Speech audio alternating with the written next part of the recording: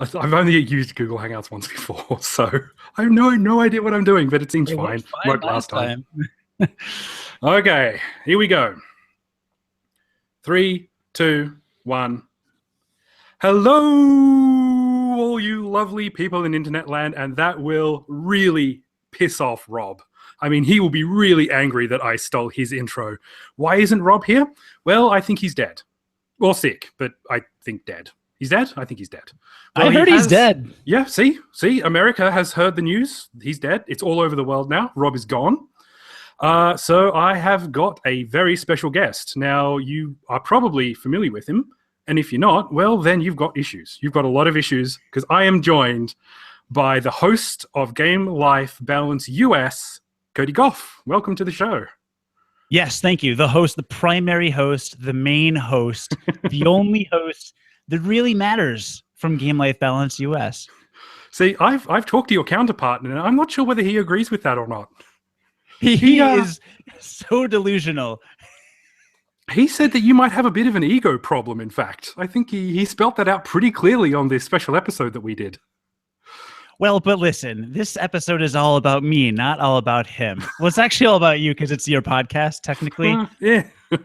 Actually, it's all about the untimely death of Rob. We knew him well.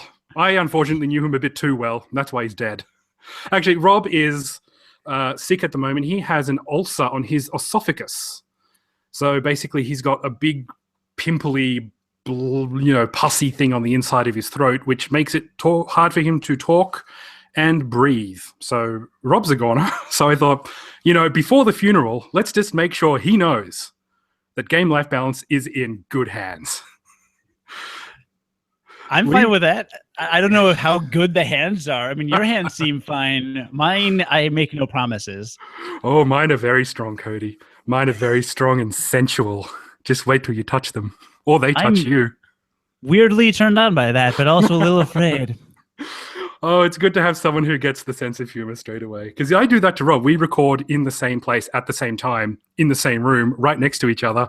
And I just weirdly touch and caress Rob halfway through. And he freaks out. And that's how a podcast is born, apparently. I would probably not like it physically, but conceptually, I'm attracted and open to the idea. Yeah, everyone is for my love until they experience it firsthand. Yeah, so that's really a thing that happens. Yeah, that kind of changes the context a bit. But we're 5 or 8,000 miles, 10,000. How many? We're lots far away. You have a world map behind you. Like I can see it. Like, where is Australia? Oh, I don't know. It's up near Arctic Circle or something. Like, no. My world map is there we go. 6 feet by 7 feet, or in Australian terms, I guess about 2 meters by a little over 2 meters. Is that how that works? Sounds about right. I don't know. I think 6 feet is about 180 centimeters-ish or something like that. But you lost me at actually, yeah, it's when you divide things by 110, it's very hard for Americans. I understand that, which is why all Americans have 12 fingers. That's what I read in a book. But we can count how many bullets go into a gun. Let me tell you something. I always wondered why you guys have 6 shooters instead of 5 shooters. There's your answer. Americans have 6 fingers on each hand. We're actually moving to the base 6 system just because of how many bullets can go into guns. It's always a multiple of 6. You get 120 rounds in certain automatic weapons in the Call of Duty games. It's worked out pretty well for us so far. So you are 2 AK-47s and a hand pistol tall, then, are you, or something? Actually, yeah, and a DD-44 Dostov on a good day, but you lost me. I thought I heard the word DOSBox there, but that could mean anything. No, Dostov from GoldenEye. Oh, actually, okay, right. Yeah, since he talks about me getting your sense of humor and your sensibilities, I did watch the episode of Game Life Gaiden where you were dressed up and John was not. And if anybody's watching this on YouTube, they'll see I'm just wearing a plain white t-shirt and you're again dressed up, which I think is great. But knowing that cool. this, I came prepared and will presently, hopefully as you were talking, because I can't apparently talk and change at the same time, I will Men dress can't do up. two things at once. No, you can't. I cannot for sure. But here we are. We'll both be very dapper very shortly. So people should probably check this out on the YouTube channel. I get the feeling that you're trying to do one up on John here. You're just trying to get one up on Uncle Stabbo. Because I did tell him it was a formal event. I said, no, I'm going to be there. I'm going to be wearing this little bow tie doohickey and other stuff like that. And he just went, yeah, whatever. So it doesn't care about the YouTube community. That's what I hear. No, I'm actually trying to fulfill Rob's prediction that if you and I ever collaborated on an episode, it would just be us essentially just trolling the entire time. It would spiral into this bottomless pit of trolling. And so I thought, well, instead of to troll me if I'm underdressed, I'll just play his game. The magic of podcasting is that just before we started, Cody said, "Oh, hang on, I just need to go get one thing from the other room." So, I think no. I actually grabbed orange juice because I wanted to make sure my blood sugar didn't go low for the podcast. The dress shirt was already on the bed, and the bow tie is somewhere on this really messy desk, and now I can't find it. Oh, it's under some rubber bands. Don't ask me why those are there. Don't ask my girlfriend why those are there. It's all very American. Is that going to be your excuse every time I don't understand something? Oh no, it's very American. We use rubber bands. I mean, I live in Australia. We've had 30 years of electricity, I'll have you know. Whoa, I've at least read about rubber bands. I love telling people that because it was this subtle joke in The Simpsons that was like on an Australian stamp that says now 30 years of electricity or something. But like with a kangaroo and an emu and like a light bulb between them. And I just always love that because, that Australian episode of The Simpsons was magnificent, I thought. Well, I mean, my girlfriend has lived in Latin American countries, several different ones, and she said that The Simpsons is actually huge down there. It's like the most global show that there is, apparently. Oh, yeah. So, Homer Simpson is every man, I guess. Every dumb man, but yeah, he's got that quality about him that makes him so watchable and at times relatable. He doesn't like going to church, but he still goes to church, and he just wants to sit back and have a beer, but his family keeps nagging him to do stuff. We can all relate to that because we're all lazy bums at heart. Absolutely true. Nice, very, very nice. I feel like I should order a drink from you or something. Yes. Yeah, I should grab my sport coat from behind me, I feel. But no, this'll do. I don't have any do I have cufflinks? I bet I have cufflinks. I'm not going to put on cufflinks. I do have cufflinks, but I didn't wear. I wore them last time, but you couldn't see them because I don't really need to put my hands up, and I thought this is mainly going to be an audio format. I just thought I'd wear something just to freak people on the other end of the camera out because it's a fun thing to do. I don't dress up for work. May as well dress up for the podcast. Yeah. I'm supposed to dress up for work. I just have no sense of fashion, so I just wear polos and old jeans on Jeans Wednesdays. Those are exciting. Jeans Wednesdays. Well, I think my work's probably lucky if I turn up in pants. That's impressive.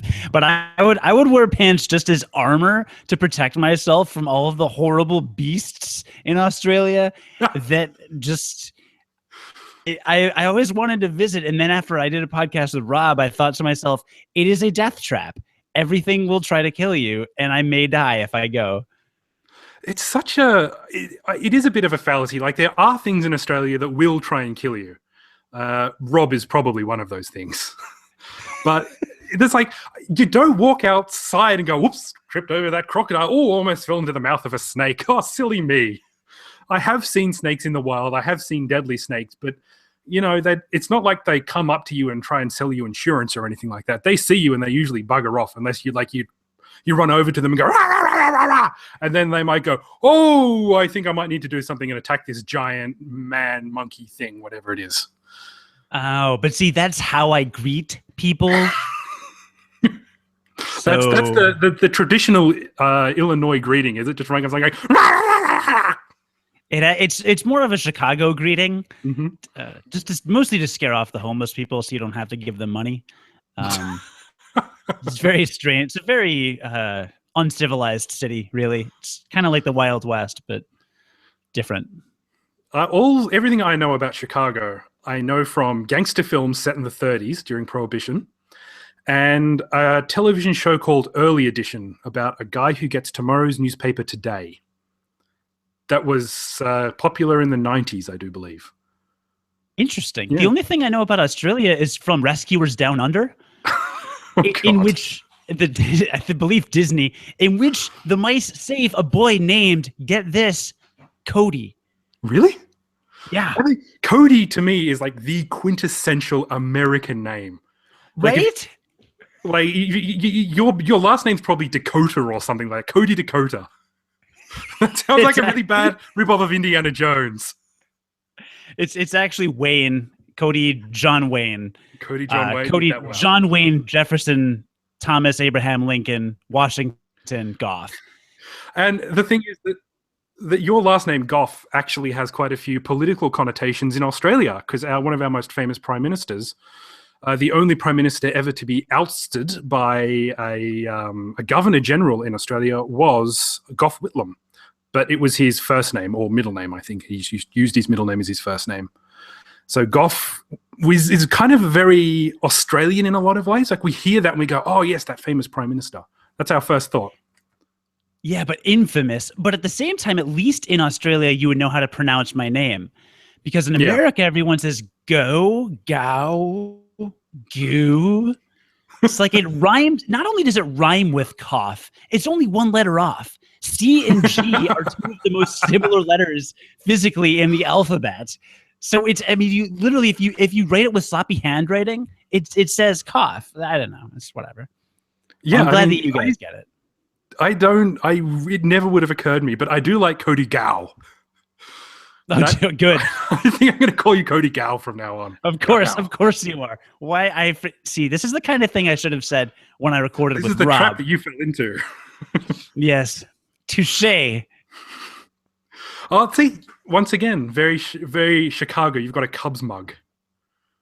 I did that on purpose because I wanted to give your Australian audience a little taste of Chicago, if you will.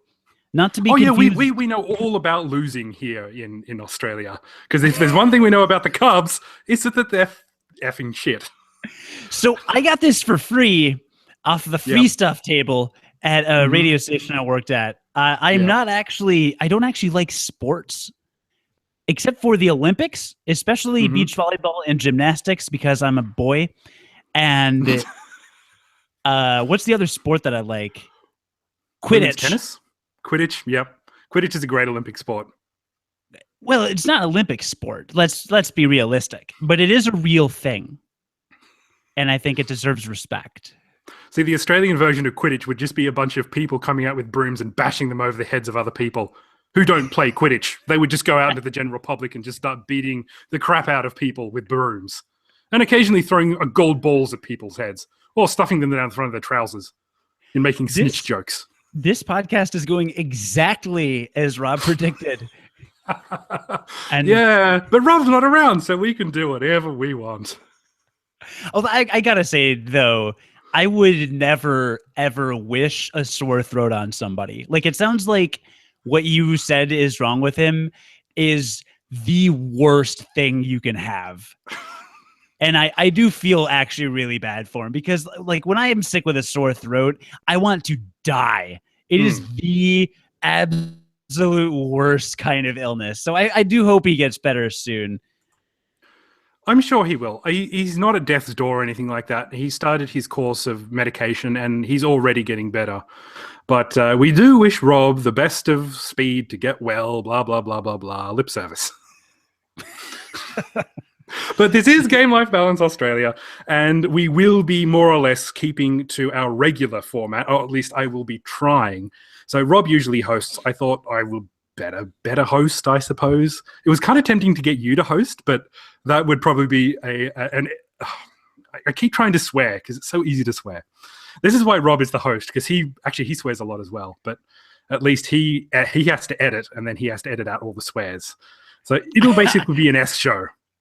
I almost posted on Clamor a clip of of you in the last podcast swearing and then saying, "Oh, gotta mark that," and then Rob saying, "Yeah, I think that's around 51 or something. I'll edit that out." Edit in any way. He never I think he edits lied any to of you. that out. He doesn't even edit the swear words out. I just think he's full. He doesn't do whatsoever. No, I should take that back, because as the only one that actually does edit my podcast, it's so infuriating when John's on our podcast and we're in the middle of a show and he says something like, "Yeah, well, it's not like you edit or do anything," and like every week I do 6 hours of post production and posting. So I actually hate that. So Rob, I take that back. I'm sure you do edit, but that was totally missed, which was funny to me. I don't care. Yeah, I mean, the only reason, like, we used to swear in the original run of Game Life Balance, but we had the explicit warning on iTunes, and we thought, no, if we're going to be hitching our wagon to the American guys, we're going to become this international sensation, which we totally are. We should probably stop swearing so we can get on the normal iTunes, not the explicit iTunes.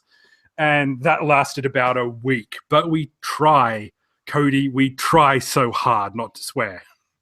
But we're just not good at not swearing. I'm really over it. Everything is more extreme with no E in Australia. with at least 3 X's at the front as well. Oh, at least. But not exactly 3, because that's a different connotation. Oh, I'm not wearing pants. I mean, you see the bow tie up here, vest, down below, all party. I, too, am not wearing pants. Intercontinental high five. Oh, yeah. Mental note, edit in clapping sound there. I won't edit that in, actually. That'll just sound funny the way it is. Intercontinental high five, though. We should probably patent that. I think there's actually a way to play a sound effect on Google, over Google, of clapping. John used to know how to do it, and he used to just do it at random points in our podcast. Oh, here we go. I don't know if you can hear that. I can hear that. Oh boy. This is so you're in charge of you're basically panel operating now, are you?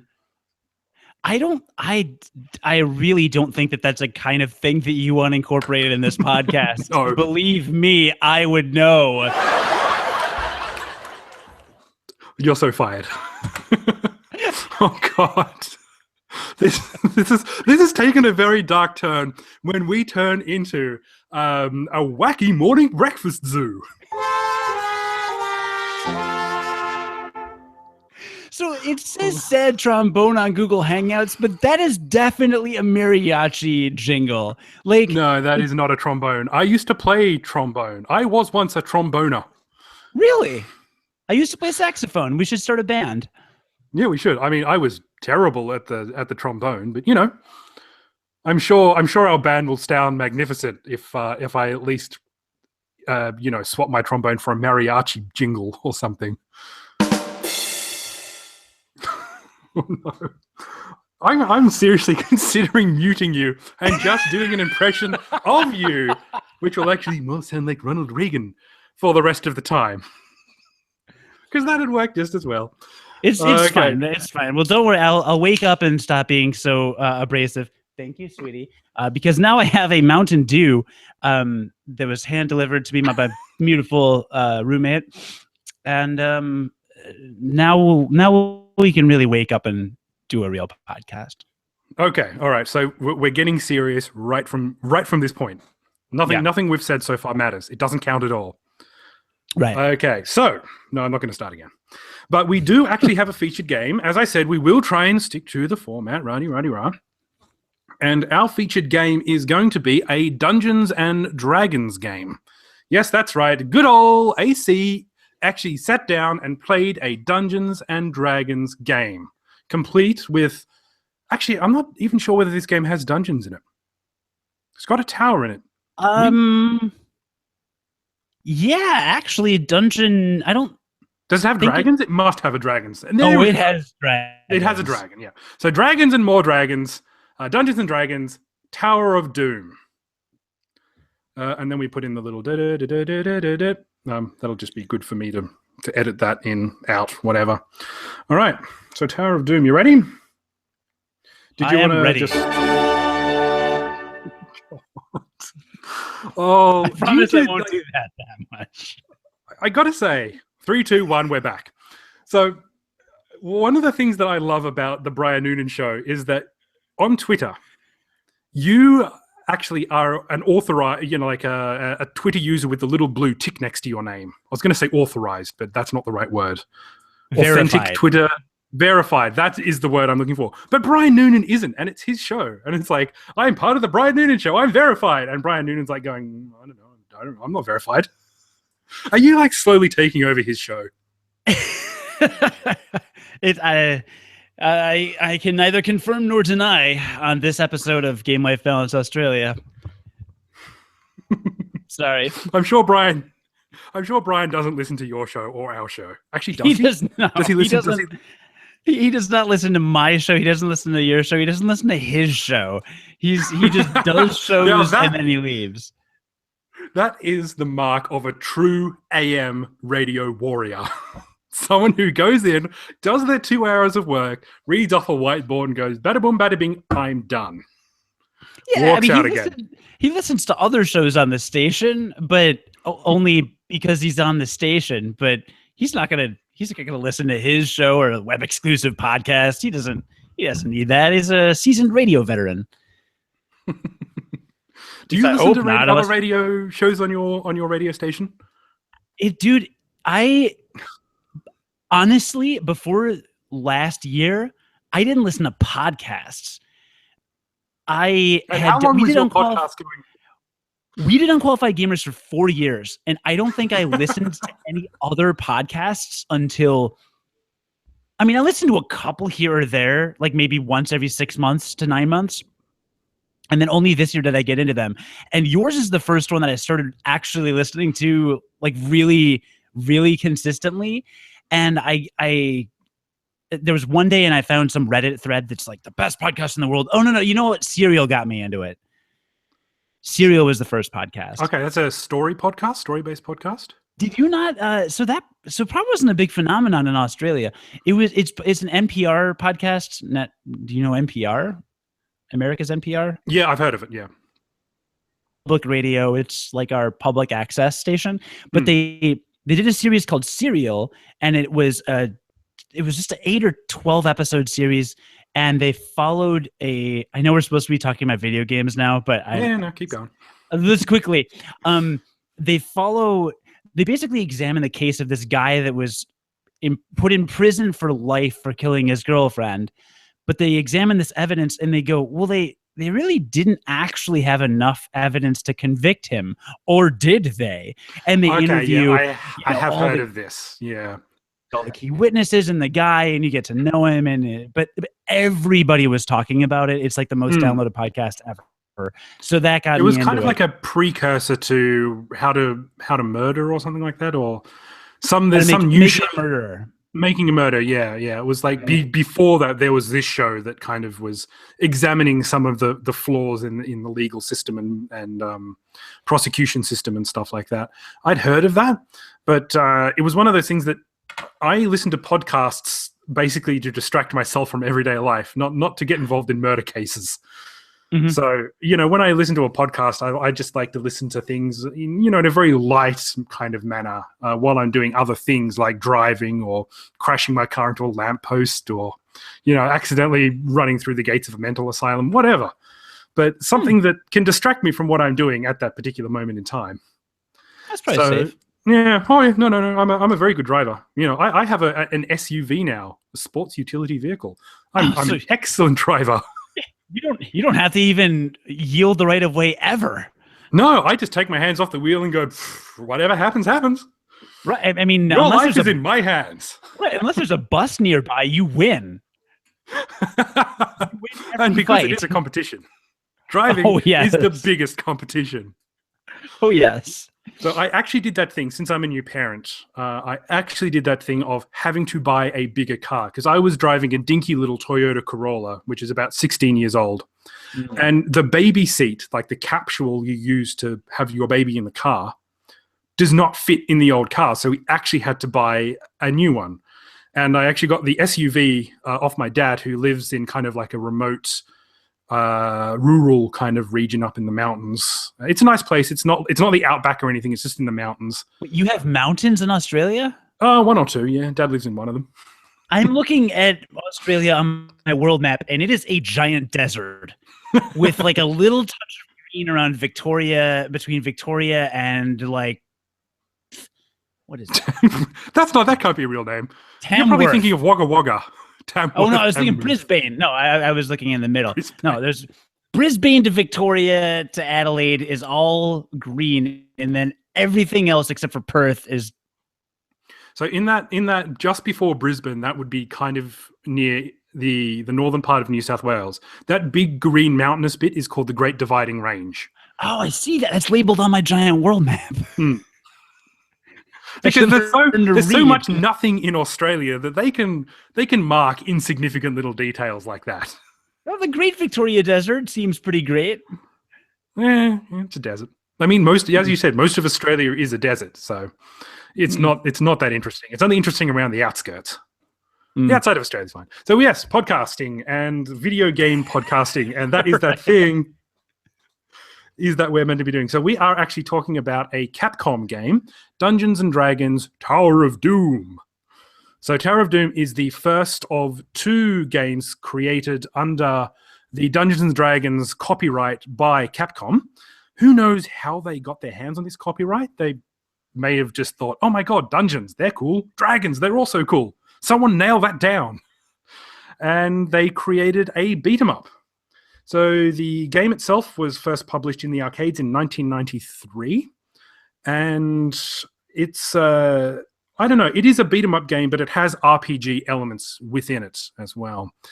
It's probably my favorite Dungeons & Dragons game because out of all the Dungeons & Dragons games that I've played, this one actually plays like a video game. You go in and you beat the snot out of orcs and owl bears and stuff. There is actually an enemy in there called an owl bear. So, Cody, are you familiar with the Dungeons & Dragons franchise? No, I have a level 14 paladin, and I used to be a dungeon master. So yes, I am very familiar. I've seen the movie as well. There's a movie? Oh my god. You didn't see the Dungeons & Dragons movie? It sounds terrible. You lucky bastard. It sounds really bad. Just for me saying that there was a movie, you automatically made it think it was bad? I mean, like, if you're listening to this as a podcast, you're not going to see the video, but the look on your face sort of said that maybe this movie wasn't of the highest caliber of cinematics ever created. Oh god, it was so bad. It was a terrible use of a license. It was extremely poorly received. They set it up for a sequel at the end very blatantly and basically killed the Dungeons & Dragons brand for any mainstream audience for, I don't know, it's been at least 10 years, maybe 15. Oh yeah, it sucked. So when did it come out? Like, did it, because everything in my brain, according to what I know about Dungeons & Dragons, there is just like, it says Dungeons & Dragons in fancy writing up at the top, and there is a picture of a big red dragon. Yeah, pretty much. It came out in 2000. So I was right. It's 16 years old. And it had Jeremy Irons, who I don't know anything about him, but Marlon Wayans was the best friend of the main character. And the villain was played by a guy I never heard of, I think Robert Miano, but he was really good. But yeah, it was bad. Was it really about bad. Because I actually remember very, very vaguely that there was a cartoon of Dungeons & Dragons back in the 80s, like it was a Saturday morning cartoon about 3 or 4 kids who went on a theme park ride that was Dungeons & Dragons theme, and then they end up in Dungeons & Dragons world. And there was a fighter, and like one was a wizard, and then one of them was a cleric or I don't know, paladin, I don't know, something like that. And it was not the worst Saturday morning cartoon, but, you know, that's if you compare it to something like The Snorks, which was also popular in the 80s, which was just like the Smurfs, except underwater. Well, what's your relationship with the Dungeons & Dragons brand? See, I'm not a big fantasy guy. I'm more of a sci-fi guy. I hate magic. and I really hate magic. Or just magic. Oh no, I hate Magic the Gathering. I hate magic tricks. I hate David Copperfield. These big puffy pants. Wow.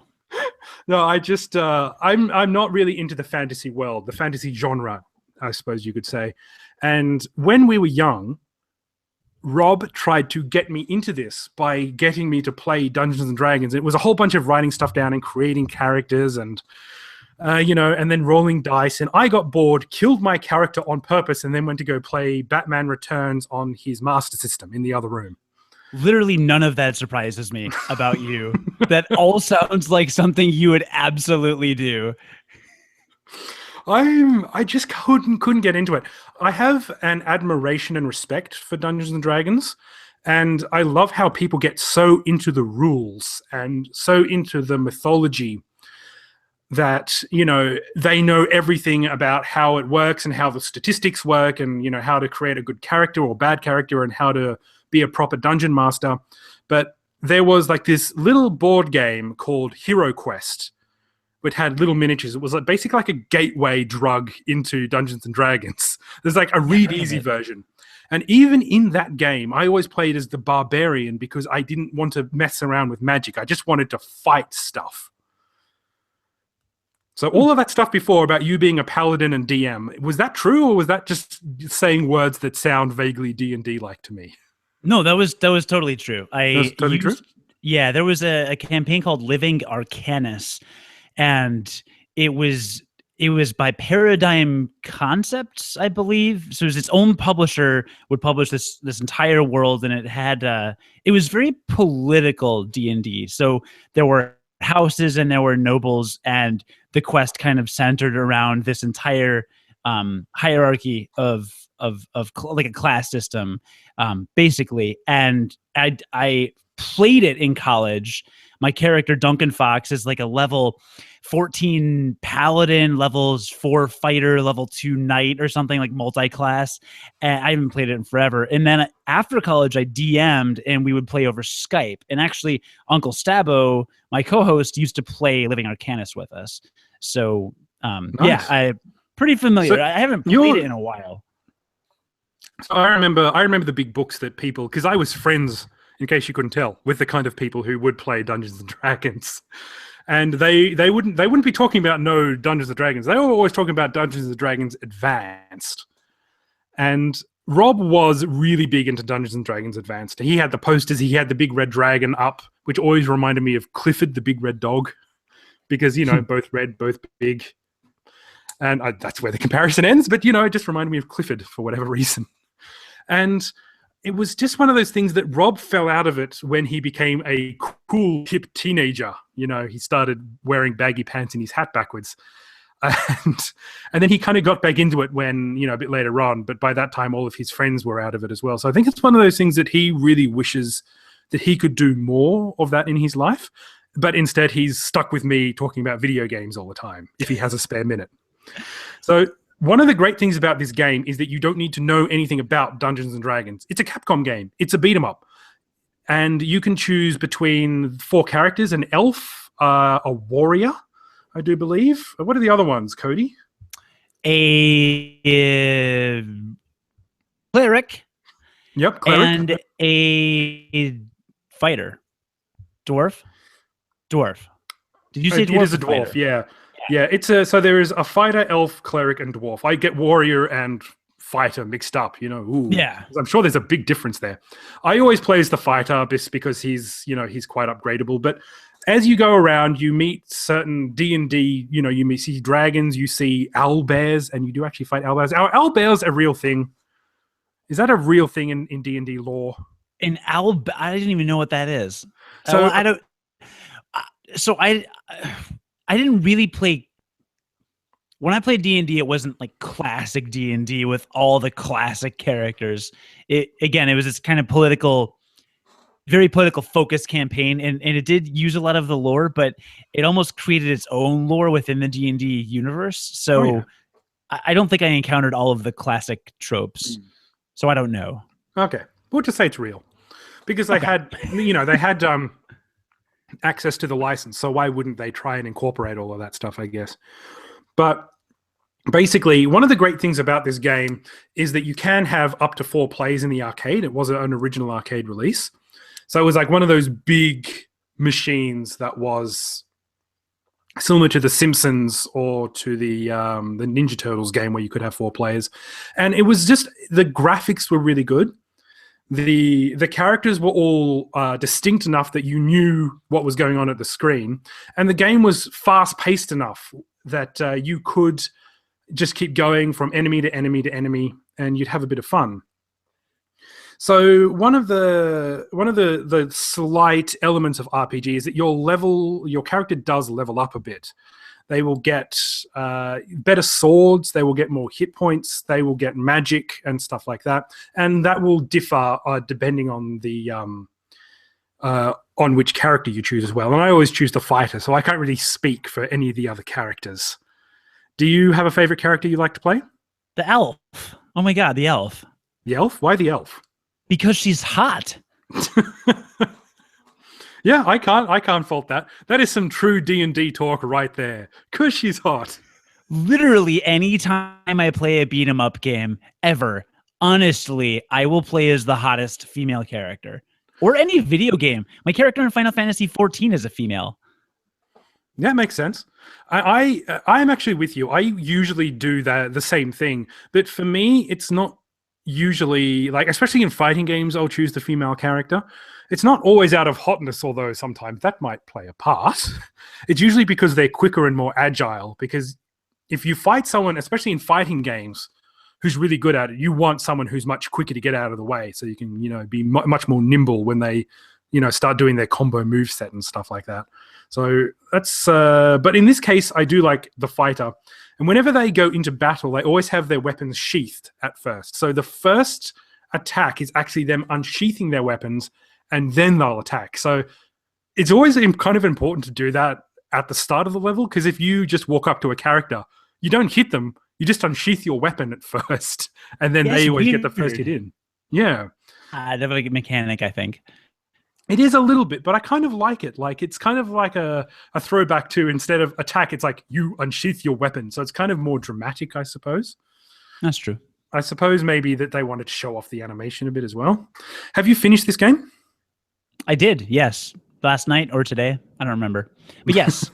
Well, I've been in a couple. So I got it. I don't know how you played it. Did you play this recently with an emulator or something? I have played it on the Sega Saturn. The Sega Saturn is actually quite a good port. I have the Japanese version, which was a double pack, which comes with the sequel as well, the Mysteria something or other. Shadow of Mysteria? That sounds about right. Shadow over Mystara. Mystara? Is it Mysteria or Mystara? Mystara. It is Mystara, actually, yeah. Yeah. So because I played it on Steam, I got Dungeons & Dragons Chronicles of Mystara, which comes with both games. And so I just played through it and beat it. And I played as the elf the whole time. And there are a lot. See, what I like about the elf is that in a lot of beat 'em ups like The Simpsons or Ninja Turtles or X-Men, you have a super power, right? You can hit a button that basically kills a bunch of things really quickly. Yeah. And usually in those games, it takes up a certain amount of health. Well, in this game, you actually get an inventory. Actually, there is a button to cycle through your inventory, and you can do things like throw a dagger or shoot a bow and arrow or cast a magic missile. And ridiculous, because by the end of the game, you've accumulated 8 or 9 spells, and you can just use all of them to basically destroy everything on the screen. So I think the elf is really, really powerful in that way. I just like the hack and slash character of the fighter, I think. But I think magic does, of course, come into play a little bit more. And I think the fighter does have a couple of spells which will act as projectiles. The inventory of weapon cycling, I think, is quite clever for people like me who don't really understand. I just say dagger, arrow, magic, blasty, spelly thingy.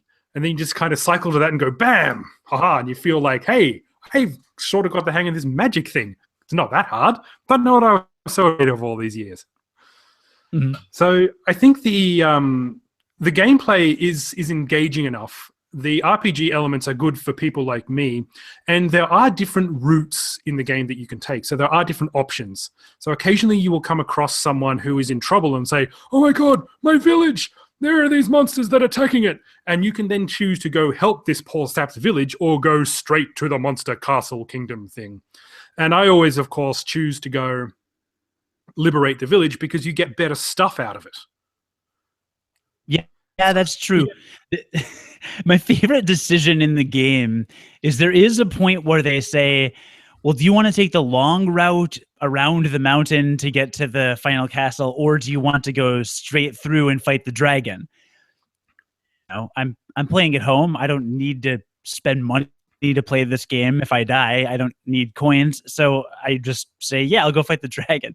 So another dialogue box comes up and it says, are you sure the dragon is really powerful and will probably kill you? And it's like, okay, no, I'll go fight the dragon. Or yes, I'll still fight the dragon or go around.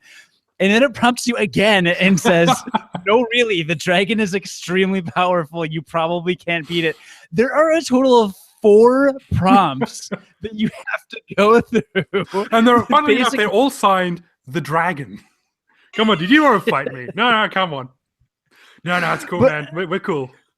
But to have some humor, some element of humor in the game, I mean, it's extraordinarily well written. And I think as somebody who has played Dungeons and Dragons, it uses the license. And you said earlier, why wouldn't they throw in this character? Because, they got the license. Why not? Believe me, if you'd seen the Dungeons and Dragons movie, you would be like, you would not take that for granted, the using the license well, because they use nothing of the license in that movie except for like one monster and I think a character class name. But this game does a really, really good job of it. And at every step, every little story beat, every little piece of dialogue, it's either really over the top dramatic medieval or it's a little quippy, and I like the writing a lot. It's pretty good. It's quite clever. What do you think are the flaws of the game? Because I've got a couple I want to mention, but I just wanted to see what you think are there are some things that they could possibly improve on.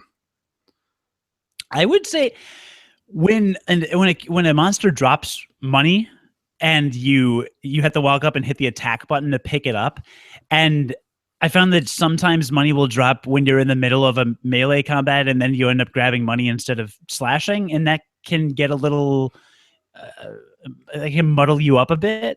Yeah, and the money does get kind of sparsely because as well as big bags of coins, they'll just have like just a couple of like single coins on the ground as well. And if you just happen to be in that one particular spot while you're trying to kill something, he'll just calmly, casually bend down and pick that penny off the floor. Yeah, and I would say that the RPG elements are great. I would say that I prefer the RPG elements of a game like Gauntlet, where the upgrades that you purchase are more permanent based purchases, because in this game you can buy a healing potion and heal up a little bit, but then you can buy a few arrows or something, but then you use them in the next level or before your next life gets taken away or it's gone, and it's a little more temporary. So there is the leveling up, but in terms of there's not much choice in terms of, it's not like you're specializing stats, like saying, I'm going to invest all my money in strength or in defense or whatever. But, for a game made as early as it probably was, 93, they could have gotten that a little more advanced or not, and they didn't. So whatever. But I think it was meant to be a D&D game that was more accessible, I think. And that was like, this game. I do have a couple of D&D games in my collection. I even have one for the Master System. And none of them are particularly exciting. But this one kind of puts you in the action in a way that I think a lot of the other games don't. And maybe the other games aren't really suited to the arcade in the way that this one is as well. So my kind of 2 problems with the game are whenever you get set on fire, which happens a lot because there are a couple of enemies that will set you alight. And that's fine, except number 1, that these enemies are quite common in the later part of the game. Number 2, they're quite difficult to avoid. And number 3, when you get set alight, you stay on fire a lot longer than you should.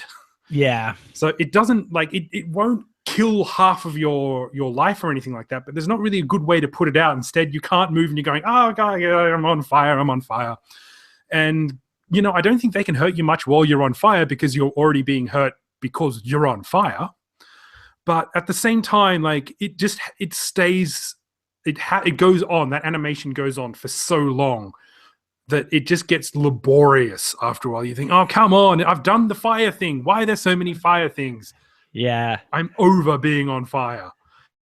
And I think they actually fixed that in a sequel as well. So they knew that they'd made a mistake there. My other problem is the last level, the actual Tower of Doom title of the game. Like, the last level, you go up a tower and you go around a big staircase. And it's fair to say that the tower goes on a little bit, to the point where I wasn't sure if I was making a mistake, because it's just the same graphic where you're going up the staircase and, like, there's a little room you can go into and, like, you know, get some upgrades and powers and, you know, fight some stuff along the way. But after a while I was like going, this is the same thing. Am I doing something wrong? Am I just entering the same room over and over again? And there's like a switch that I need to trigger or something like that. But in the end, you do actually get to the top and the final boss, and it's quite challenging, I guess, even with the pattern. Did you find it difficult to beat that boss? It was very difficult. I think by the time I finished the game, I used between 35 and 40 credits, which was about $10. Yeah. If it's a quarter coin op, then $10. If it's 50 cents a play, well, then I'm not going to your arcade because I'm cheap. But honestly, I think 15 of those came from the final boss. And what I guess there is one major pet peeve about the final boss. As I was playing as the elf, the final boss is immune to magic. So it looks like the fighter comes out on top again. Yeah. So the entire reason that the elf is awesome, totally irrelevant in the final battle. But yeah, it's a rough one. It goes on for just that little hair too much longer. Even after you get the pattern down, you kind of go, oh, it still kind of took me like 5 credits just to figure out where, you know, like what the pattern was. Because sometimes you think you have the pattern, then he changes up and you go, whoa, maybe, I mean, I know it's meant to be a coin sucker, but at the same time, having something a little bit more obvious, because to get to the end of that game, you kind of need to crack open the front of the arcade and you give yourself it. I'd be very, very shocked if there were people out there who could finish that last boss for under $1 of quarters. Yeah, I would agree with that. So, final thoughts. We asked the question, would you recommend people play this game today, in this day and age, the year of our Lord 2016? So, before I answer that question, I have to ask you how you feel about beat-em-ups. I think beat-em-ups are a classic genre, but they're not so common anymore for the good reason that they're horribly repetitive. And you can change the background, you can change the enemy type, but in the end, you're kind of doing the same thing over and over and over again. So to make a good beat 'em up in this day and age, you really need to change a lot of the formula, I think. But back in the early 90s, you know, beat 'em ups were the best thing ever because they were so intuitive and they were so quick, and you didn't need a lot of skill to at least be able to get past the first level and think, hey, man, I'm maybe not too bad at this. So I think I still enjoy beat 'em ups, but I certainly have my limits to that genre these days. Okay, yeah, me too. Because there's a beercade a couple blocks away from where I live now, and I love the place. And one of the first times I went, I saw the Ninja Turtles arcade game, and I go, "Oh, this is awesome! I can play this for free. You just get in free, and the drinks are expensive." But I played through it. I played a few levels, and I stopped in my friend and go, "This is tedious." It's really tedious. I mean, it's just kind of mashing the same button. And I guess, you know, when I was, again, 13, 14, like you were talking about, it was the best thing in the universe. But they've really lost ground. So I just wanted to give that context before thought as to will I recommend this game? I actually would, because despite the fact that it's a beat 'em up, this breaks up the tedium with a story. And granted, it's not that deep of a story, but it's so well done.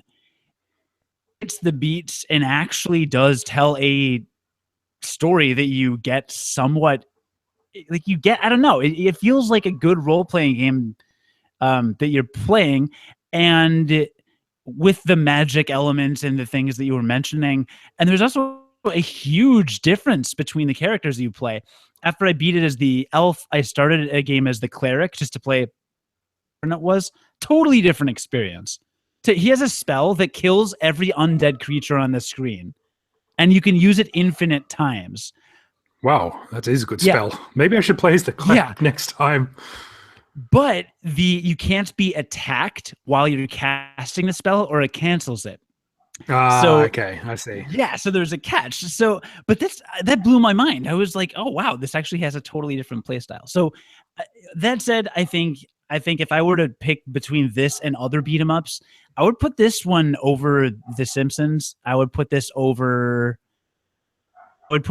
right up there with X-Men, probably. I got to say, I agree. As I do like beat 'em up games, and there are many different styles of beat 'em up. There's that, there are very early ones. I think the beat 'em up genre kind of started in '76 or something, kind of a brawler arcade game. But as it went on, they got more complicated and they started using licenses, as you said, like The Simpsons. Now, I have beaten The Simpsons. It is a long game, and it's based off season 1 of The Simpsons. So they go to all these locations which and are familiar with, but there are only like 3 or 4 different types of enemies and a few different types of bosses, and one guy dressed as a bear and stuff like that. And you got Robo Mr. Burns at the end, but it's not that interesting, and it takes a long time to get there. Whereas this does have characters which are individualistic enough that you know which one you want and which one suits your style of play. So that's one good thing. The other good thing is that it changes the scenery in the background, other than the last level. It gives you choices.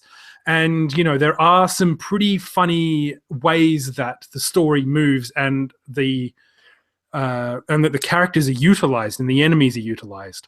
So all in all, if I was going to recommend a beat 'em up for someone, I would say, this is a good one. Play this one here. Now, it still takes a long time to get to the end. So, if you want like a simplistic beat 'em up, play Final Fight. If you want something that's a lot more involved, play Dungeons and Dragons. And they're both by Capcom, I suppose. So go Capcom.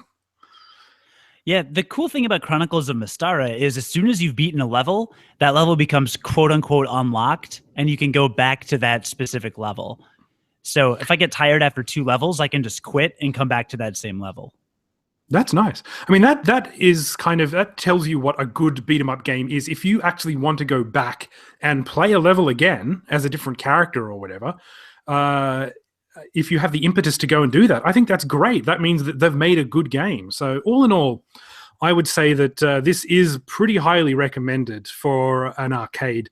Now, these days, I think you can get it on Steam. Is that correct? Yeah, is that where you played yours? Yep. Yeah, the going rate is $15 right now. Mm-hmm. Do you reckon it's worth $15? 15 American? Grab it on sale. I would say maybe 10 American bucks. But just wait for a Steam sale. They happen all the time. Yeah. I would recommend adding it to your wish list. That's a good idea, I think.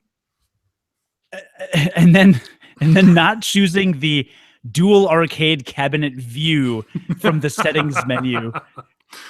We have to talk about this before. Yeah, this is the one thing that I didn't know about, because I played it on. I have my MAME arcade, which I played it on today, and I have it on Sega Saturn, which is like the Chronicles pack again. Like you get both games, and I think that goes for quite a pretty penny at the moment, because Sega Saturn games are getting quite rare, especially in the West. Oh, because the Sega Saturn wasn't popular at all. But I got mine in Japan. I got like a Japanese Saturn. So it's good that you can get this game through other means, but Capcom have this weird thing of saying, hey, remember the arcades? They were cool. View it in arcade mode. And Cody tweeted me a picture just before we started the show of what is the most bizarre looking kind of virtual arcade you could ever have. Yeah, you can see it on Twitter. You can see it on Steam. My Steam username is Duncan Fox, and you can see it on my screenshots, and it's literally a picture of a full dual arcade cabinet with the Dungeons and Dragons logo on the top, and you can see the joysticks and everything, and the Capcom logo on the bottom. And then it's like a dual screen, so there's a screen on the tilted slightly left and a screen tilted slightly right, and you play on that screen, but the screen is like a third of the verticality of your actual screen and less than half of the horizontal. So you're really it's the playing size with of a postage stamp is what it is. I don't know how you could possibly see it. It's literally 20% of the size of your entire screen. I'm not exaggerating. It is utterly ridiculous. I started playing in that mode because I figured it would zoom in or something, and then realized, oh my God, they actually made this the view in the game. And they offer a couple others. They offer a widescreen, but I prefer the standard, where it just does the standard 4:3 ratio. Yeah. I think I have actually played this in the original arcades. I think back in '93 or '94, and that's when I first came across the game and went, "Oh, Dungeons and Dragons, that's for nerds," because that's exactly how I sounded when I was a 13-year-old boy. Mm-hmm. But we'd all believe that too. I lost my accent too, apparently. But I remember that was not the setup of the arcade. I do not remember that particular setup. I do remember that it was a massive arcade and it had 4 joysticks and a big screen, but I certainly do not remember like 2 separate arcade games on weird-ass angles. Like, who would play a game like that? Why did they do that? I mean, maybe if you play it... Can you play it over the internet or something like that? And you're looking at one screen each? I mean, I don't know. It makes no sense to me. It doesn't make any sense.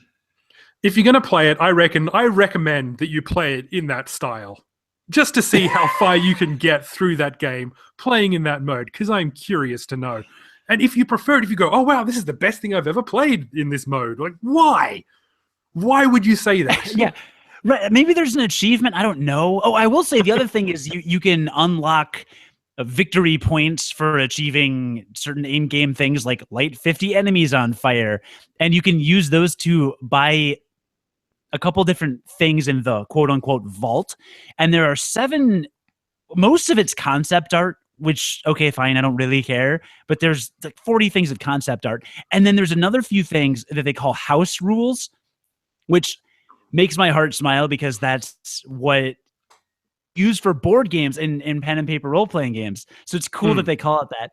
But you can unlock house rules like infinite keys, or don't need keys to open chests, or enemies drop more gold, and a couple other things they can slightly modify. And I think there's like a boss rush or something. So there's a couple additional added extras. I think that's great. I think those achievements, and I'm sure they're not in the arcade or the Saturn version, but the fact that they put those extra rules in, called them by that name, I think is absolutely magnificent, because it allows you to go back and play those games over and over again. So $15 to my mind seems a little bit expensive for these old arcade games. Not to say they're not good, but yeah, if they're on sale, certainly nab them. And if you just see them like kicking around a dumpster at some sort of store for Sega Saturn, definitely pick them up. Because the arcade port for the Saturn is actually surprisingly really good. And I actually secretly love the Saturn. I love the Saturn. I love you, Saturn. What? I gotta ask, what's your relationship with achievements? I don't have one. I'm a retro gamer. I'm a retro gamer. But now you're not a retro gamer, so what's gonna happen? You have Doom. I got a couple of achievements on Doom, and I went, ooh, what's an achievement? Oh, I feel all tingly inside now. Ooh. Are you hooked? Do you feel like a better person? You know what? Yes, I do. I feel like the game is rewarding me for like I always thought, when I hear people, especially on podcasts, going, oh, but they've got achievements now for that game, and I'm going, who cares about achievement? I've got the real thing on cartridge, baby. But then as soon as you start racking up a couple of your own achievements, it's like, I guess I'm pretty good at this game after all. I've achieved something. Today I can write in my diary, dear diary, today I achieved. And that's a pretty special feeling when you're playing a video game. It's a crack feeling because it's crack. You're doing crack. At the time I was, yes. Okay, that is Tower of Doom. Hmm. All right, and next we will have game life talk.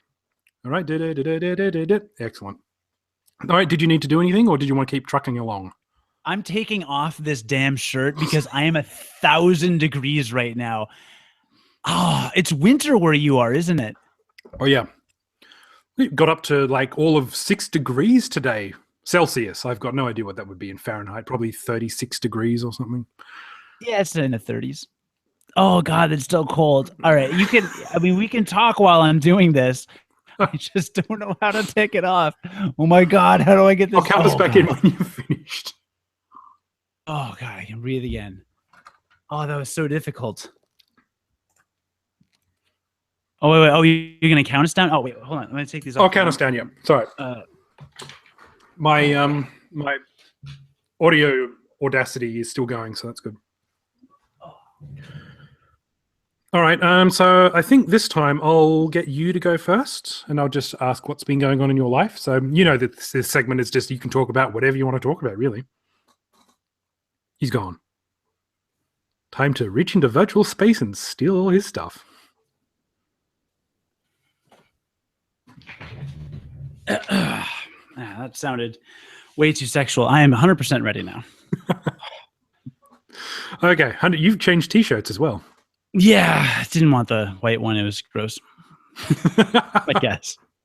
How hot is it there at the moment? I mean, it's only 70. It's fine outside. I don't know what that would be in Celsius.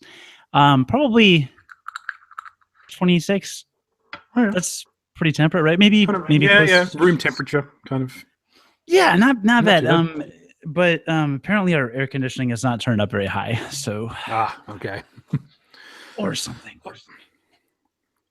All right, you ready? Yes. I'll come back and get some lip balm. All right, so life stuff. I'll just come back and just say what's going on in your life. You talk about your life, and then vice versa. And then I actually have a quiz. All right, ready? Sweet. Yes. 3, 2, 1, mark it. So, Cody, what has been happening in your so-called life? Earlier this evening, actually, because it's evening here, I saw a film. It's a new. Really, they don't print the name of the movie on the receipt. Huh, that's too bad. You can't remember, can you? You have no idea what it's called. Well, it's a documentary by Werner Herzog. Have you heard of him?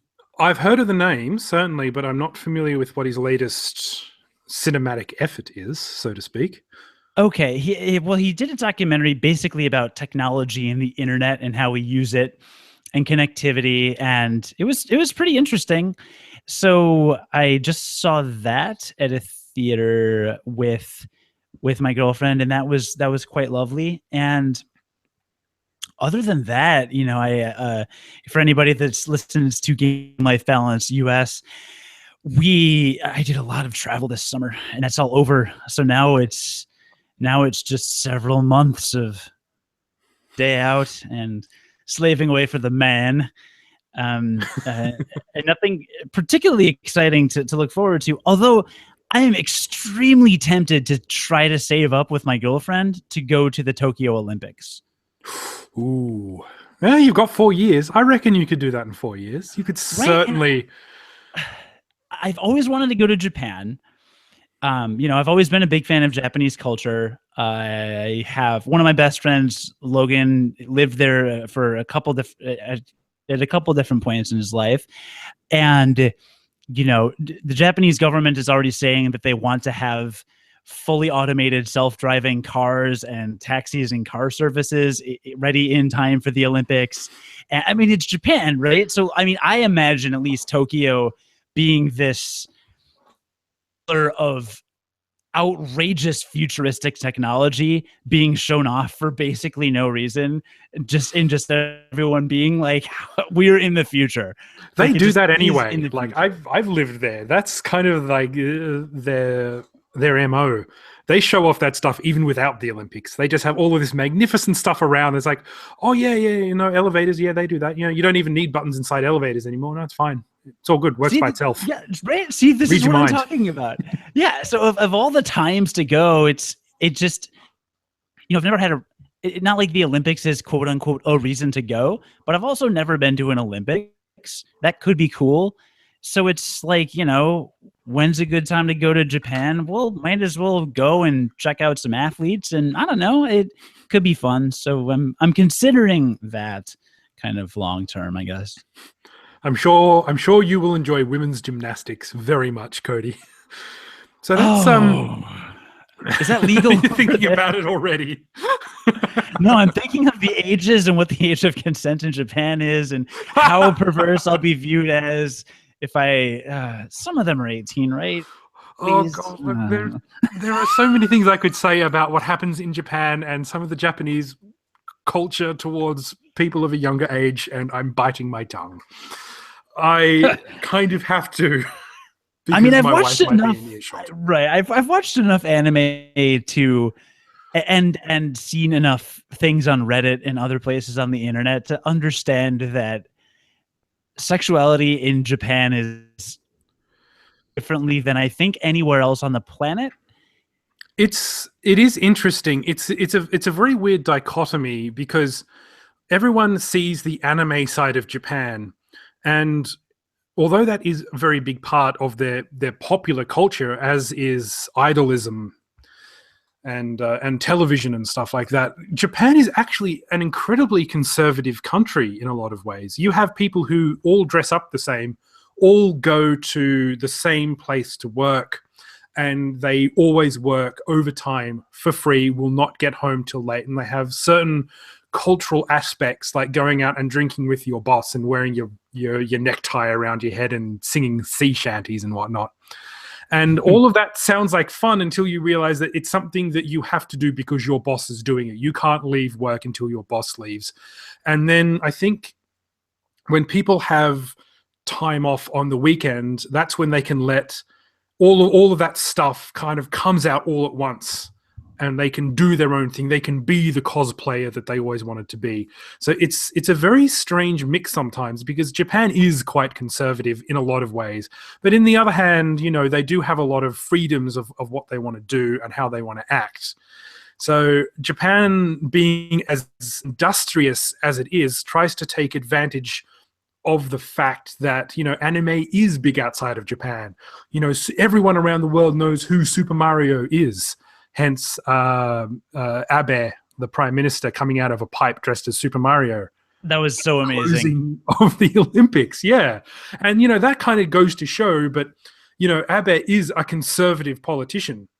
And he respects Nintendo because Nintendo is all about change. And that is what, especially in a technological sense, what Japan is always trying to do to itself. However, Japan, in terms of social structure, and especially women's rights, is actually quite far down the totem pole in first world countries.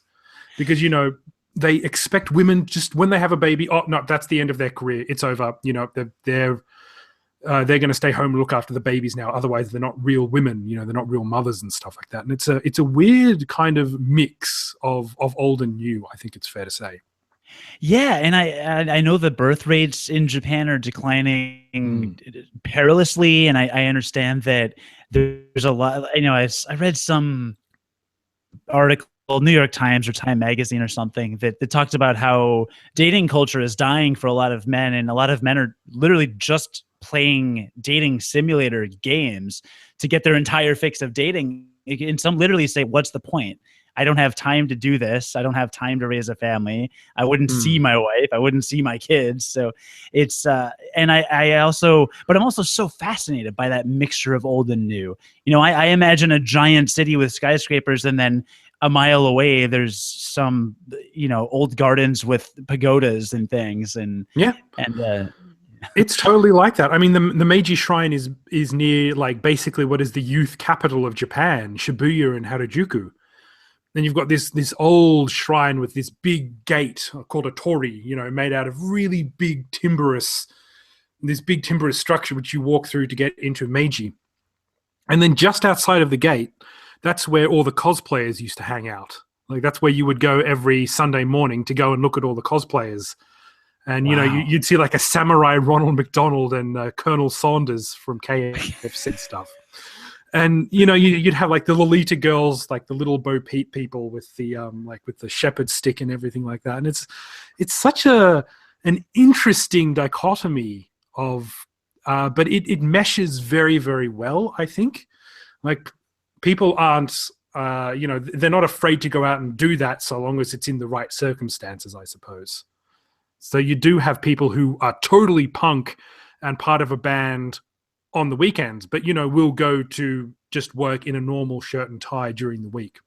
And, you know, people don't know about their other life and vice versa. Like they see this person, best friends with him, have no idea that he actually works for like a small accounting company during the week. Huh. Yeah. Again, I think it's a fascinating place. Why did you live there for 4 years? 7. Why did you live there for 7 years? Well, what brought you there? I was always really interested in Japanese culture. I did watch stuff. So when I grew up in the 80s, as did you for most of it, I was born in 81.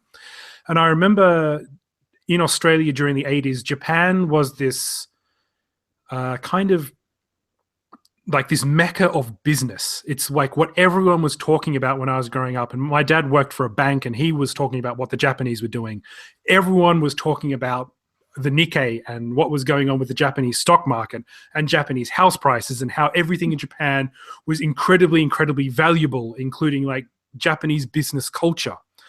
So I remember like watching all of these news programs, like when I was barely able to comprehend things and just seeing all these massive skyscrapers and all of these bright neon lights and technology.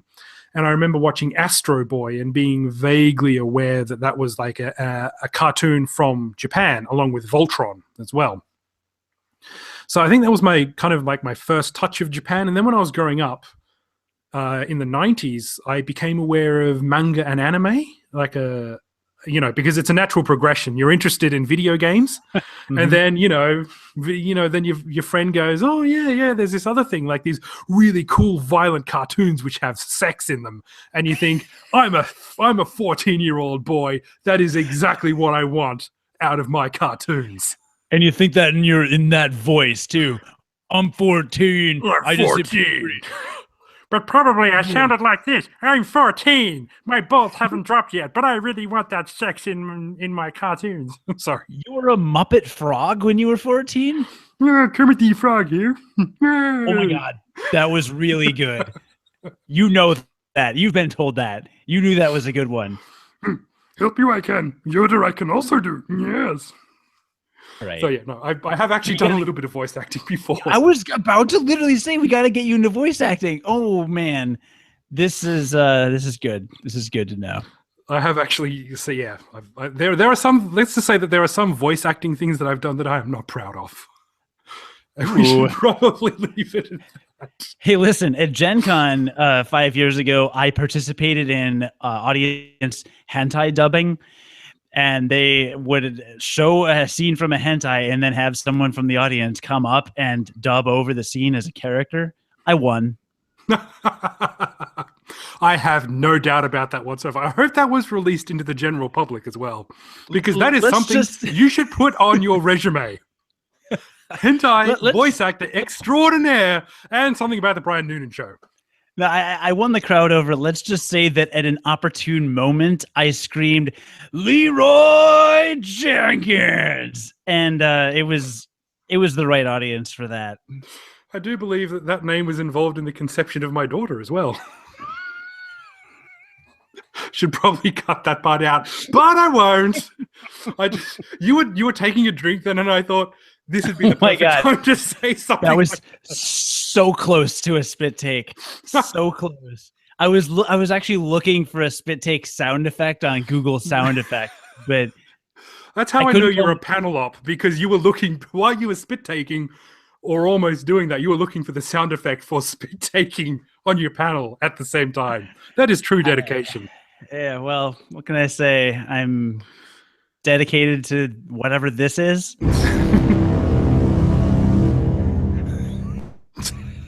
It's just labeled drama. But I thought for a second there that you just ripped a really bad fart. Yep. You just let one rip. Actually, a cruise ship just crashed into my wall. I need to go patch up the bedroom over there. It's fine. What were we talking about before we got? Oh, voice Japan, acting. Japanese Japan, culture. yeah. So many. I don't even know. It doesn't matter. I didn't even ask you how your life has been lately. You had a baby. I never congratulated you. Well, maybe You I did. You did. You gave me a copy of Doom, which was more than congratulations enough. Oh, yeah, that's true. Oh, that was such a crazy week because I was in video game heaven, but my wife could barely walk because she was waddling everywhere, and she was like, "Oh, help me! You need to help me." And I'm like, "I'm kind of dooming over here at the moment." And yes, you can verb that word. I've checked. You can totally verb doom to dooming. Have you checked on Doomopedia? I'm sure it is Doomopedia as well, isn't it? I was an English teacher. I totally know how to do. Actually, I think that's where all this started. Why I was in Japan for so long. I'm Googling Doomopedia right now. It exists. Yeah, I'm sure it does. Oh, no, it's Doompedia. Doomopedia sounds better. It sounds way better. Doompedia. I'm disappointed. That sounds too in you. serious.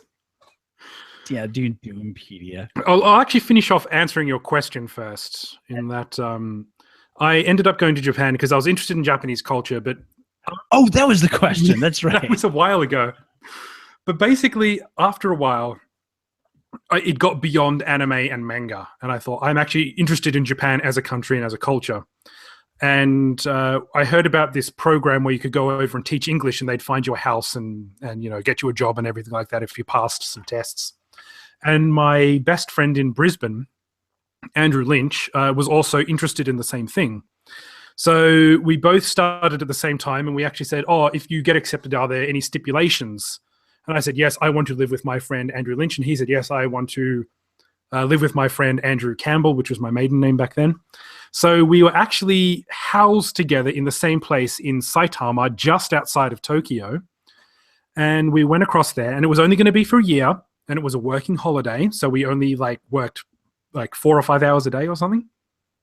Oh, but yeah, you can imagine that was just the most insane part of my life, because all I did was work 4 hours a day, still had 2 days off a week. I taught 5 lessons between 5 o'clock and 9 o'clock. Because of that weird schedule, I would go to bed at 6 a.m. in the morning just because I got home from work, drank all night, wait till the sun came up, went to bed, got up at about 3, potted around for an hour, and then went into work. And that went on for 18 months. That lifestyle was so addictive. It was the most crazy time, and we couldn't afford to do much, but we managed to get a bit of traveling in. Alcohol was so cheap over there. My friend didn't drink, but I did. He had his computer shipped over. We just played Grand Theft Auto Vice City all night, and we used to go to the curry place down the road that was open 24 hours a day, and it wasn't it was edible curry, and it was nice Japanese curry, but it was the cheap ass stuff. And we would get a big bowl of curry for about $3. Oh my God. I never would have quit that life. My working holiday visa after 18 months actually ran out. So I actually had to get the full-time instructor's visa over there. And then I got sick of the company I was working at. And then by this stage, I'd met my future wife. And then I just kept going and going and going and going. And then we eventually got married. And it was at that stage I went, I've been here for 7 years. And I was living with my best friend, Andrew Lynch. And then I was eventually I moved out by myself, and then another couple of roommates. And then my wife moved in, and then we got engaged, and then we got married. And then I thought, after 7 years, I think I need to go home, because I was teaching at a public school without any other foreigners there. So I was basically by myself, and I was really getting this kind of sense of isolation and not being part of my own culture anymore, which is a weird kind of thing to have, because there was no other people around that I could talk to during normal hours, I suppose, and I just eventually decided I love Japan, but I'm going to go back to Australia after I get married. So we came here, and my wife adapted to Australian culture just in a snap. It was no problem for her. She got here, she learned the language really quickly, she got a job, and now she never wants to go back to Japan because she hates working unpaid overtime. What? So you didn't learn any Japanese when you were there? I did. Yep, I learned quite a lot. I can read and write, and I can speak.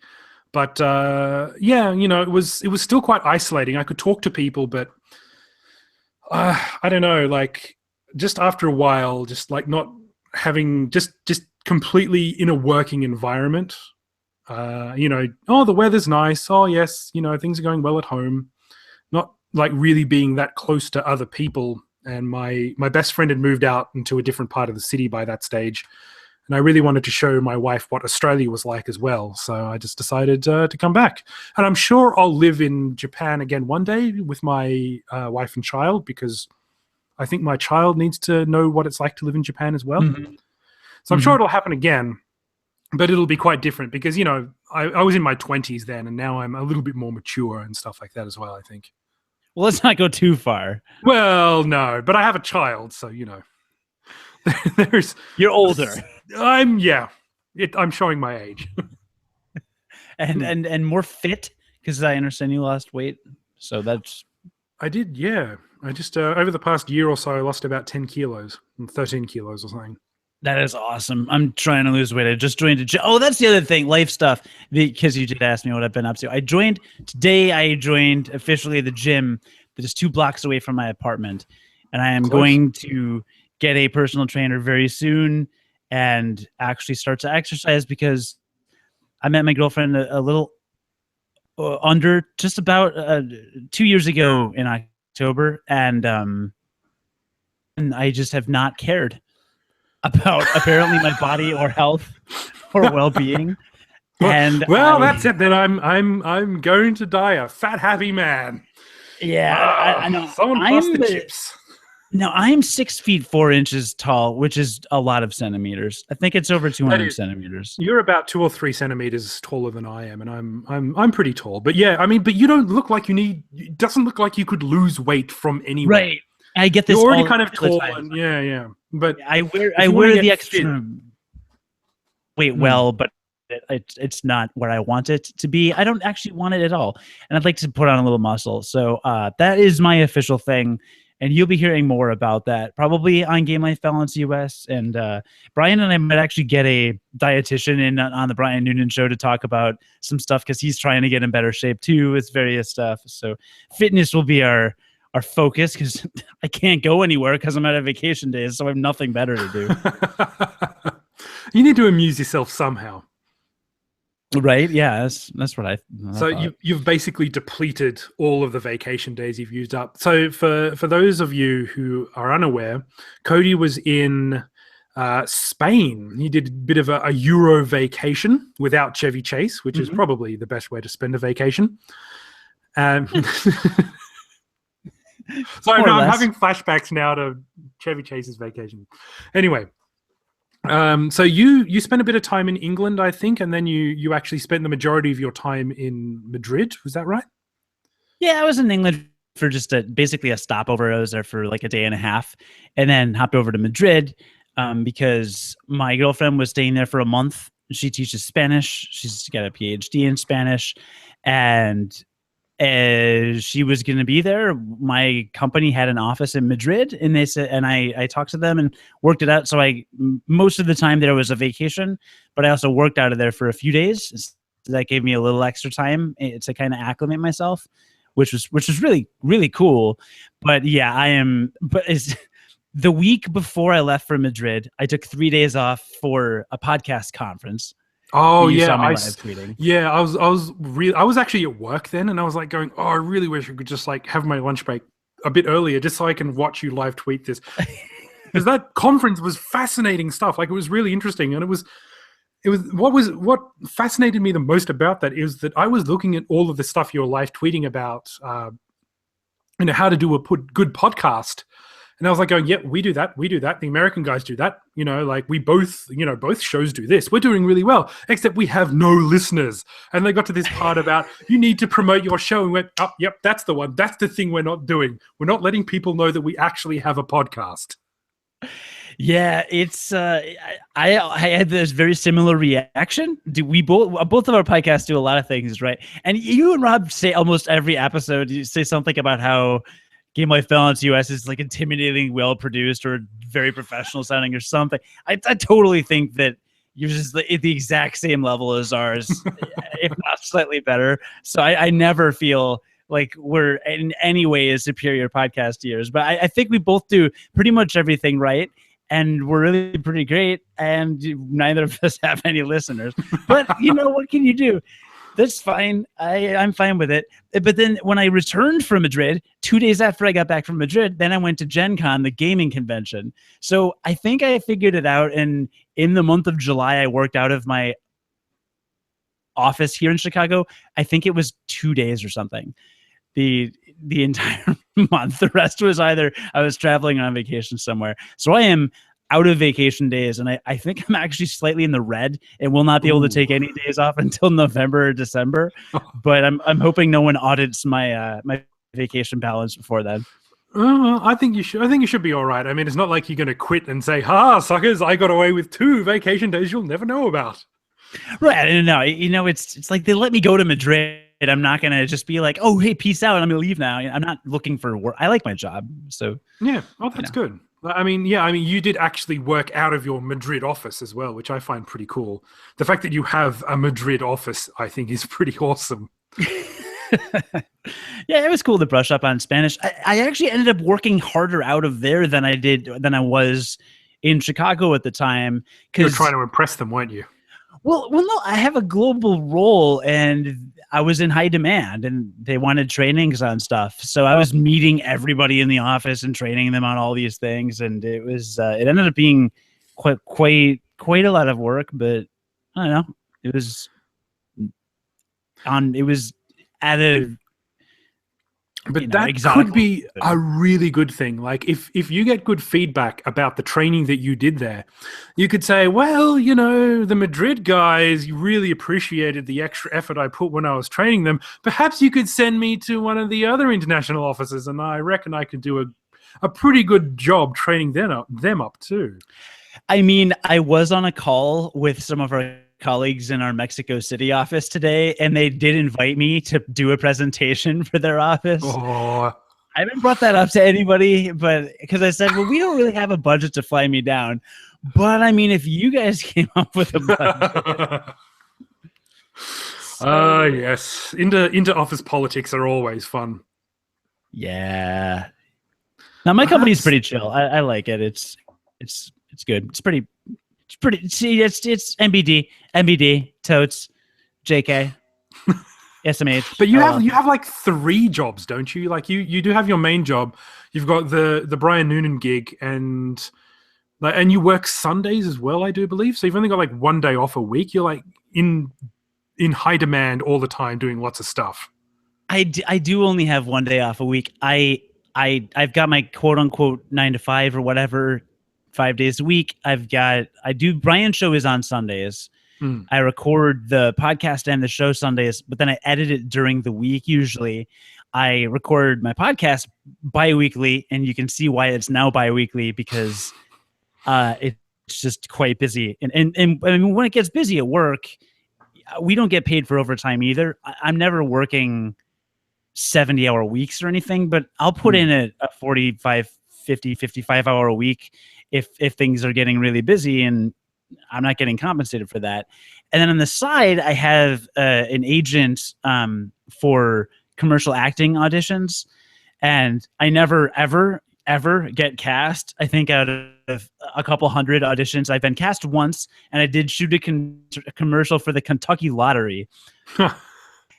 And so was that an audio or was that an actual acting gig? This is a commercial acting gig, a principal role in a TV commercial. Oh wow! Okay. So yeah, is that on YouTube? Can I look that up on YouTube? the coolest thing ever and the worst thing ever about it. The coolest thing ever was it was directed by a guy that used to be a writer on Saturday Night Live back in the 80s when John Belushi and Chris Farley and all those guys were around, and like Chevy Chase and everybody. So he'd worked with all these crazy famous people, and he was a really cool, funny guy. He'd like Emmy award-winning, comic director. The worst thing ever about the gig was that it was never, it died in post. So it never actually made it to where? Never made it to anything. I never even got any footage from it. I have some photos as proof that it happened, and I have the, I've got the plane ticket itinerary, but you cannot find a second of footage anywhere on it. That's such a shame. That's such a shame. So you still actually, you still go out and audition for quite a lot of stuff. Yeah, I audition for stuff. So, hypothetically, that would be a third job. And actually, I'm performing in a show Halloween weekend, just an improv show. Near me, there's a improv group like a sketch group that they do a few performances a year, and they usually perform in them. It's like I'm ongoing, just assumed cast kind of a thing. So, yeah, I'm very busy and overproductive and should probably just take some more time to spend with my girlfriend or do other things. But then if I'm doing other things, then I'm not taking it easy. So I don't really know, but yeah. No, you're doing what you want to do. And I think that's really respectable, really. Like, I mean, sometimes you say all of this stuff and I think, I can just imagine what my life would be like if I did actually stay in Australia and do all that. Because, I've done a little bit of production stuff. I've done some radio stuff. I've done, I did theater sports when I was in university. I would never consider myself a good actor by any means, but I've done stuff like I've always wanted to do stand-up comedy. So when I was in Japan, like they had this Australian pub in Shinjuku, and I just, they had like an open mic kind of night. So I went there and did stand up a couple of times, and got a couple of rounds of applause, and went, well, now I've done at least a little bit of stand up comedy, and that's cool. So I keep dipping my toe in the water of like doing fun stuff and branching out and like the podcast stuff. And we did our YouTube TV series, YouTube series, not TV series, with Rob called Bit Seizure. And I kind of keep always skimming the water of these things, but never in any sort of serious professional way. I just kind of I like the fact that I've experienced what it might be like to work in those fields for a little bit.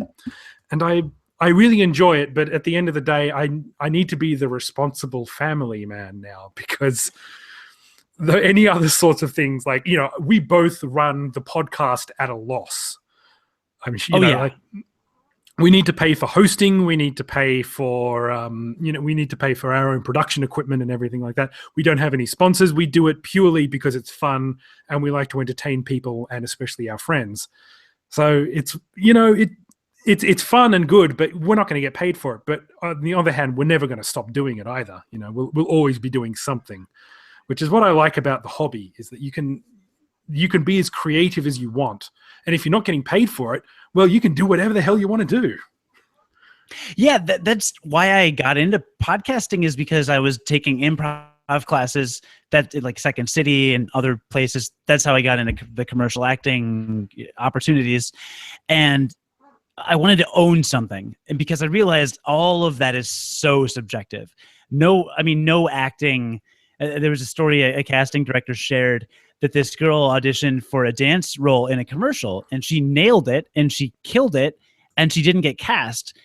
And later she found out it was because there were 7 or 8 other girls that they had cast, and they were all 5'9", 10 or 5'11", and it would have made it look weird in the commercial if she was an inch taller than everybody else. And that's literally why she wasn't cast. And this stuff happens like with regularity. And I said to myself, I'm like, I just don't want to be at the, I don't want my creative outlet to be at the whim of somebody who decides whether or not it's good enough. I just want to put something out there directly. So that's podcasting, and that's why our listeners have to put up with our unfiltered nonsense. I think that's one of the great things, though. Like, they can tune out at any time, but they choose not to. So it's kind of like Stockholm syndrome in that case. True, I true. And I suppose. have to disagree with you. You are a very good actor because sometimes you pretend to like Rob, and I almost believe it half the time. You know what? I actually love Rob. It's just it's the other way around. Like, because Rob, when we first started the podcast, there was this certain like Rob, because I hosted our YouTube channel Bit Seizure, and Rob, when we decided to do a podcast, Rob came to me and I said, look, I want to be the host of Game Life Balance. And I said, okay, that's fine, you can be the host.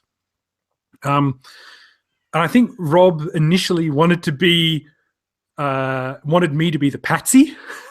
So if you, at the start of every episode, he will always say, and Andrew AC Yoshimura, who is the 12th most successful Playboy bunny ever, and he never tells me what he's going to say to me at the start, and I always have to come up with something off the top of my head. So none of that is ever scripted. I just say the first thing that comes into my head, and usually 9 times out of 10, it turns the tables on him, and he goes, "Oh, I can't believe you said that." And we have to stop recording because we're laughing so hard. He goes, "Oh, awesome. did you really have to say that about the baby Jesus, Andrew? Did you really?" I was like, "Yeah, kind of did." So I mean, I love working with Rob, and I love Rob, but I think Rob seriously sometimes just has the shits with me. And that's one of the great things about being the co-host, because I can be the wacky co-host and I don't have to edit anything afterwards. He has to edit me. And I hate editing me because everything I say, in my own opinion, is spun bloody gold.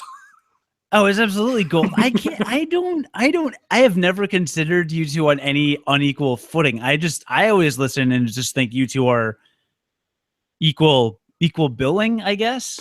I think we are, yes, but I think also Rob has a range show, which is a good thing, because I don't know if you know this, but so far you and I have been talking over for an hour and 30 minutes. And whoops. I am probably not going to edit that down much either as well. I think we're a bit more than halfway through. But I think the stream of nonsense thing was me wanting to just have a conversation without being stymied by our format. The format is there for a very good reason, because otherwise it gets way out of control. But interestingly enough, our stream of nonsense every 5th episode ends up usually being like a serious conversation and debate about ethics in video games and stuff like that. We don't mean for that to happen, but it just kind of comes out that way if we're both tired and we both have serious opinions we want to get out, whereas the normal format ends up being more wacky, which is interesting. Yeah, I mean, we ended up I mean, we're not doing stream of nonsense, but we did end up talking about Japanese culture for a while, which was enlightening for me. And sometimes we accidentally say things that are not totally off the wall and random, and whatever. Yeah, I don't know. I think I especially like because when you guys came to me, or you came to the email address and said, "Hi, I'm totally not a Nigerian princess. Can we have your name?" I went back and I listened to a whole bunch of unqualified gamers. And there were a lot of them as well. I couldn't go back way back through the archive, but I certainly saw by the end of it why you wanted to change your format as well, because your gaming podcast was just you playing Final Fantasy 14 all the time. Saying, "I know we talked about this last week, but we're going to talk about it again this week as well." And it followed more a similar format, but you guys had the chemistry there, which is really good to have in co-hosts, especially considering the fact that you're not in the same room together. And sometimes that's really hard to capture that magic, because Rob and I are always in the same room, and it's very easy to bounce off each other when you're sitting face to face and slightly caressing very ever so sensually, and he hates that. Whereas you and me...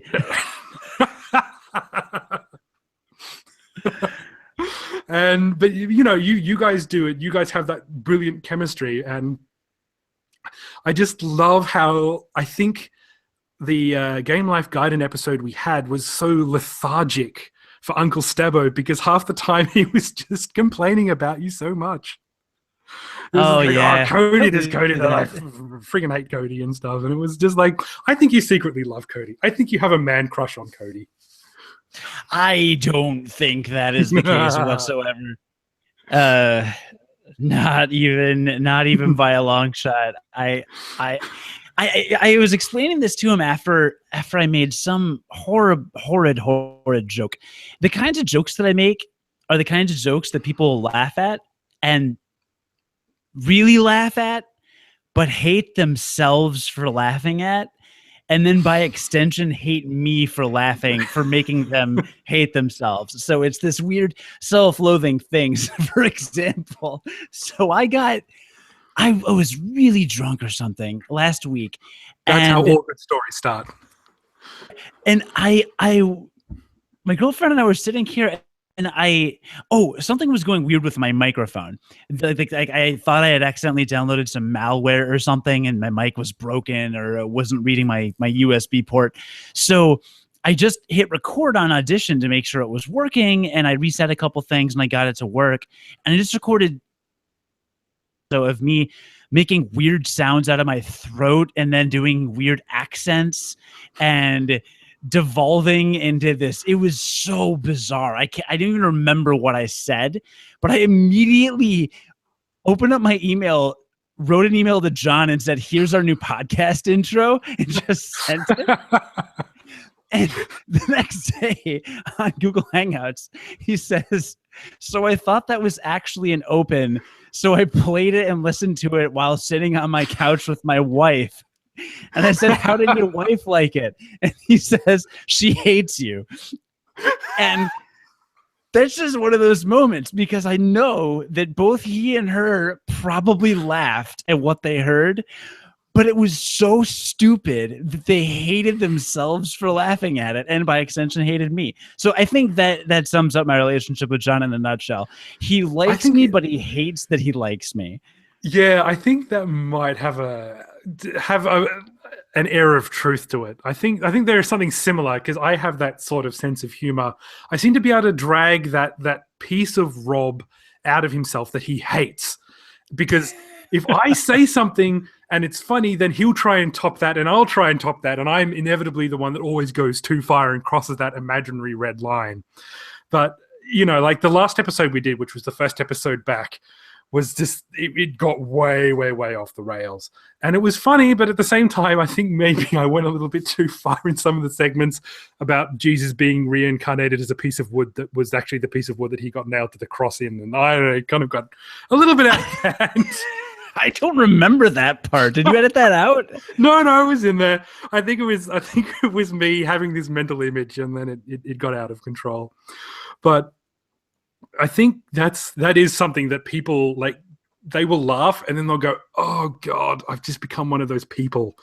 I've become one of those people on, that you watch adults do that sort of stuff." And I still don't count myself as an adult. But, you'll see adults sniggering sometimes at something on TV and then, like, compose themselves immediately and go, that wasn't that funny, was it? Yeah. And I think that's what happens to Rob and probably Uncle Stabbo as well, is that they're much more mature than we are. And then we make them laugh and they go, "Ha, that's funny." Oh, that's not funny at all. What are you talking about?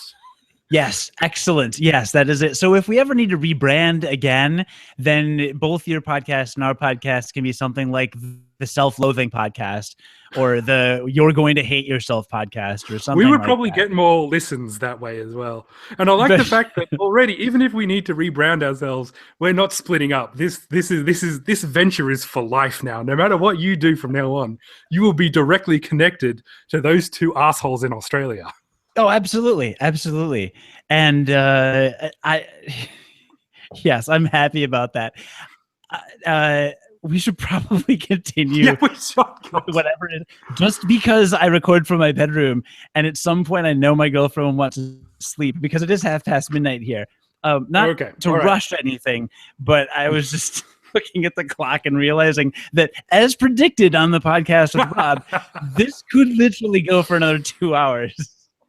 Yeah, it really, really could. So I think I think that concludes the Game Life Talk segment, which we did not really talk about games at all, and we talked about how much our co-hosts hate us, which I think is pretty good, really. We did talk about Dungeons and Dragons games, so that's good enough. I will just say quickly that my plane tickets are booked, and I am going back to Japan at the end of the year for about a month or 5 weeks or so over Christmas. Yeah. Basically, I'm using a lot of my leave, and we have a shutdown period at work, and I have some parental leave left as well. So I'm grouping all of that together. So from around the middle of December till like the 20th of January, I will be back in Japan. So my wife and my baby can spend time with my wife's family over there. So I will be able to spend a bit of time over there, which I'm really looking forward to. And I will get to spend a lot of time in Tokyo going retro game hunting as well. I see the real reason. No, it's all for my daughter, really. It's truly all for my daughter. As you straighten your bow tie, nightly whiplash. That is my news at the moment. But next and finally, we have a quiz. Now, at the end of every Game Live Balance Australia episode, or almost all of them, we didn't have one last time, whatever. We have a quiz, and I scrolled this down on a piece of notepaper 10 minutes before we went live because I have no sense of timing and organizational ability whatsoever. My wife was saying to me, we need to watch the baby because apparently the baby's bowels are like a TARDIS, much bigger on the inside, and then when they evacuate themselves, it goes everywhere and emergency baths are required. There is a visual that I want in my head before I go to sleep. Oh, yes. Have really seriously think hard before you have a baby, is all I'm going to say. Why do you think I haven't done one yet? I love my daughter, but that was just like, I really need to write that quiz. Oh my God, oh God, emergency. You press the red button. Good. So here we go. I have compiled a list called Beat 'em Ups Brawlers. So this is a quiz, and it's either real or fake. I am going to read out the titles of beat 'em ups or brawlers or whatever you want to call it, and I just want you to tell me if they are real games or they are fake games which I have made up. So pretty easy concept. I'll start with a pretty easy one. Battletoads and Double Dragon. That literally the NES game. If you're watching this on YouTube, I am holding up the box. He has the NES game, complete in-box edition of Battletoads and Double Dragon. What do you think of that game? Do you like it? You a fan? I have not played it in forever. Honestly, the reason it's on my desk is because I just went through a bunch of old NES games and I'm selling several of them just because I'm trying to get rid of as many physical objects as possible and going digital. Oh, it's a dangerous road you're walking down. You're basically doing an Uncle Stabbo there, getting rid of your games collection. But see, Uncle Very Stabbo, disappointed. the difference is, no, but he had a game collection of 300 plus games. I only have like 12 NES games. So when you have such a small quantity in the first place, and I'm going to keep a few, it's like, why not trim the fat, make $100 if you sell some decent old games. And, you know, if I had every Zelda game, I would keep all the Zelda games or something. But this is different. So all right, well, this is in the movies. That is definitely one to Cody. I'll just keep score on my side. That was kind of unfair. So that was a really easy one, but I just wanted to introduce what the basis of the quiz was. Okay, next one. Got it. So we all know the game Bad Dudes, but what about Bad Dudes versus Dragon Ninja? There's no way that's false? A game. That's no way. That's a game? False? No way. You know what? That's kind of a trick question because the full name of Bad Dudes is actually Bad Dudes versus Dragon Ninja. Oh, that's awful. That's why? Why is that a? It's actually the name. Yeah, are you bad enough to President Ronnie or whatever it is? But it is actually the full title of that arcade beat 'em up is Bad Dudes versus Dragon Ninja. Wow. Yeah, bit of trivia there for you. Okay, right. next one. All right. Next one. You ready? Teenage Mutant Ninja Turtles versus Power Rangers. Was that a game? Was that a beat 'em up? I would love if that game existed, but I would also know if that game existed. So I'm going to say no. Ah, you're right. That is false.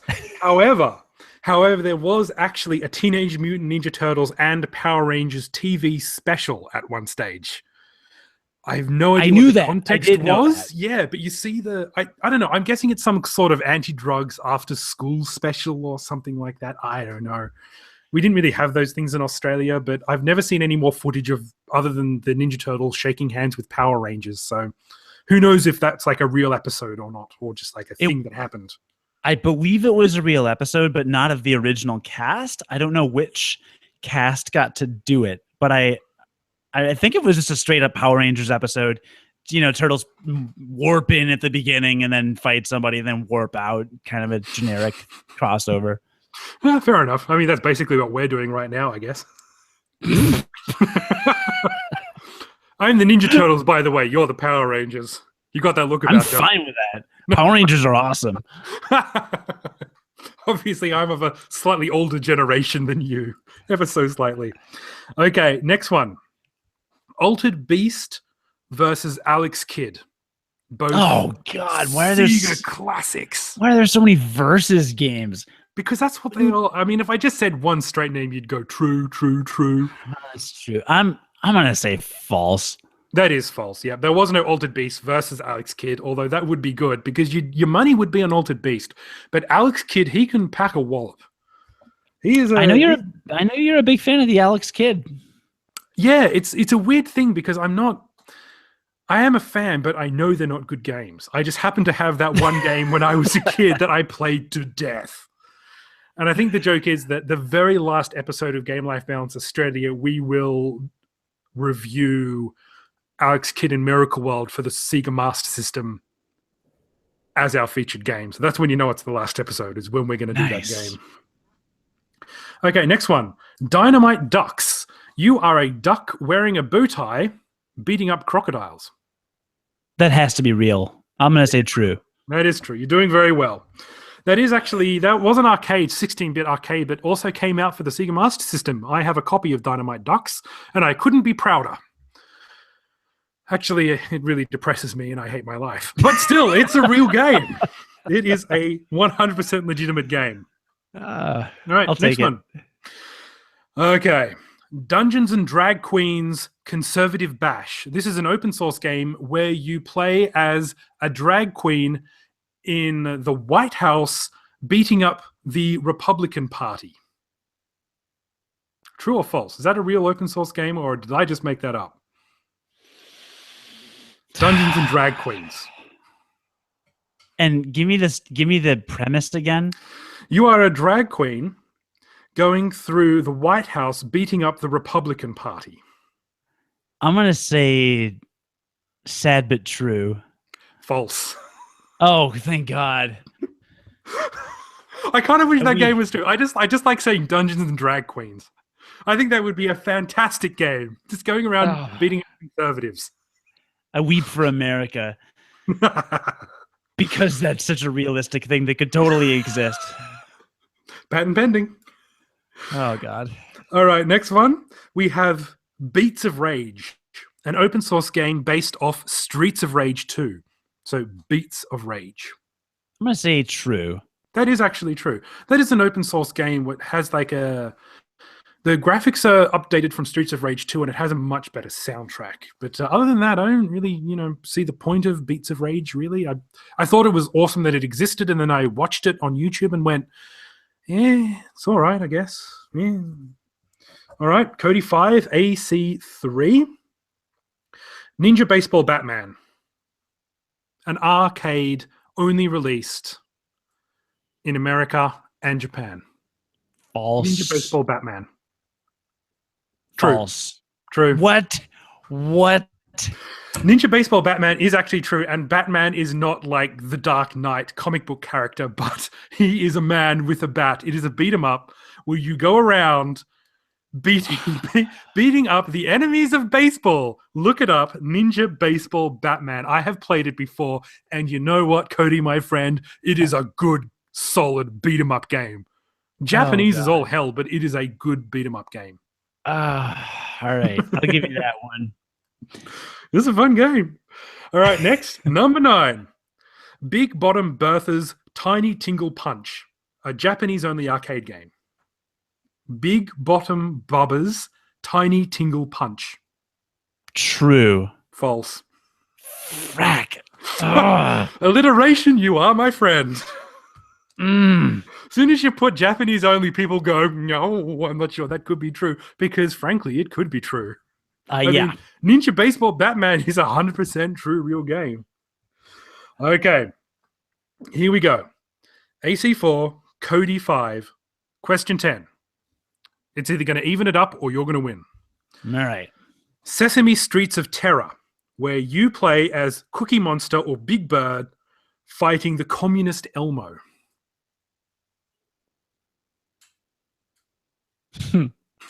Oh, boy.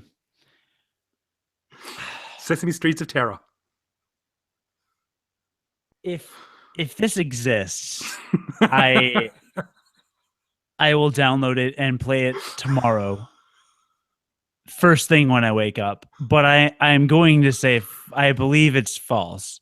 Ooh, Cody. It's false. Yes, no. You win. Oh, you God. win. I was going to...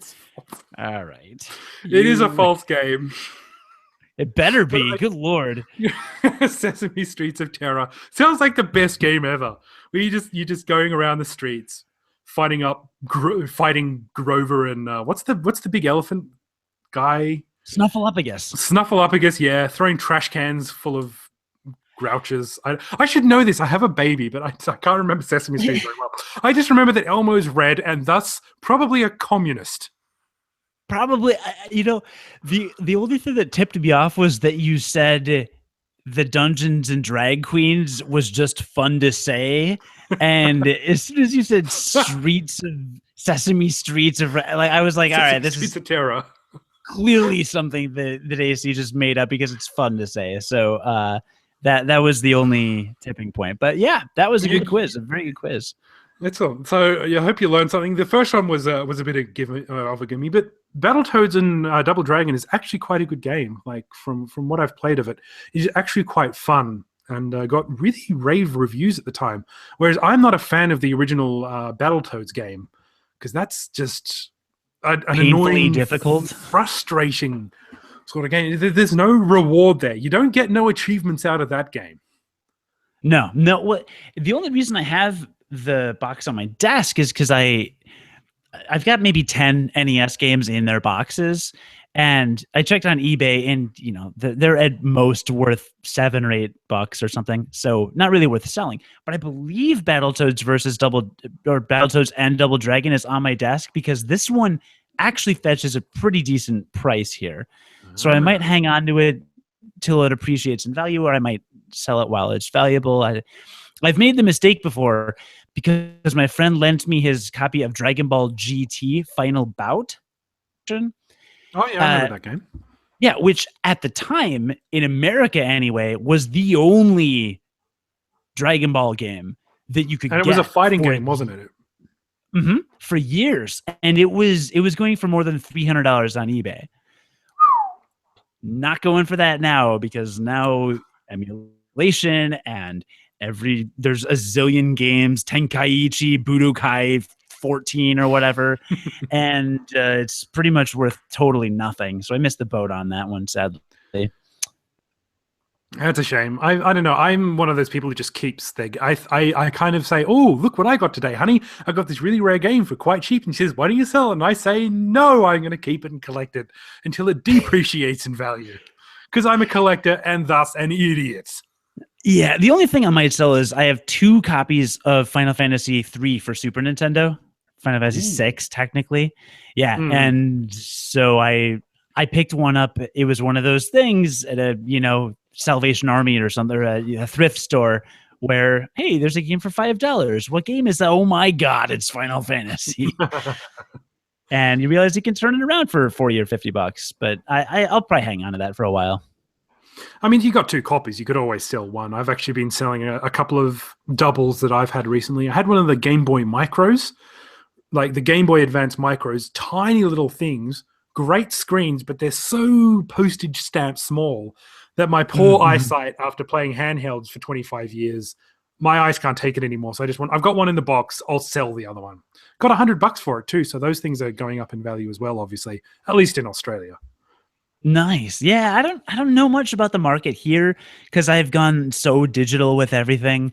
The only physical game I'm planning on buying this year is Final Fantasy 15, and that's only because it's only going to be available on PlayStation 4 and Xbox One at launch, and I have a PlayStation 4, so there you go.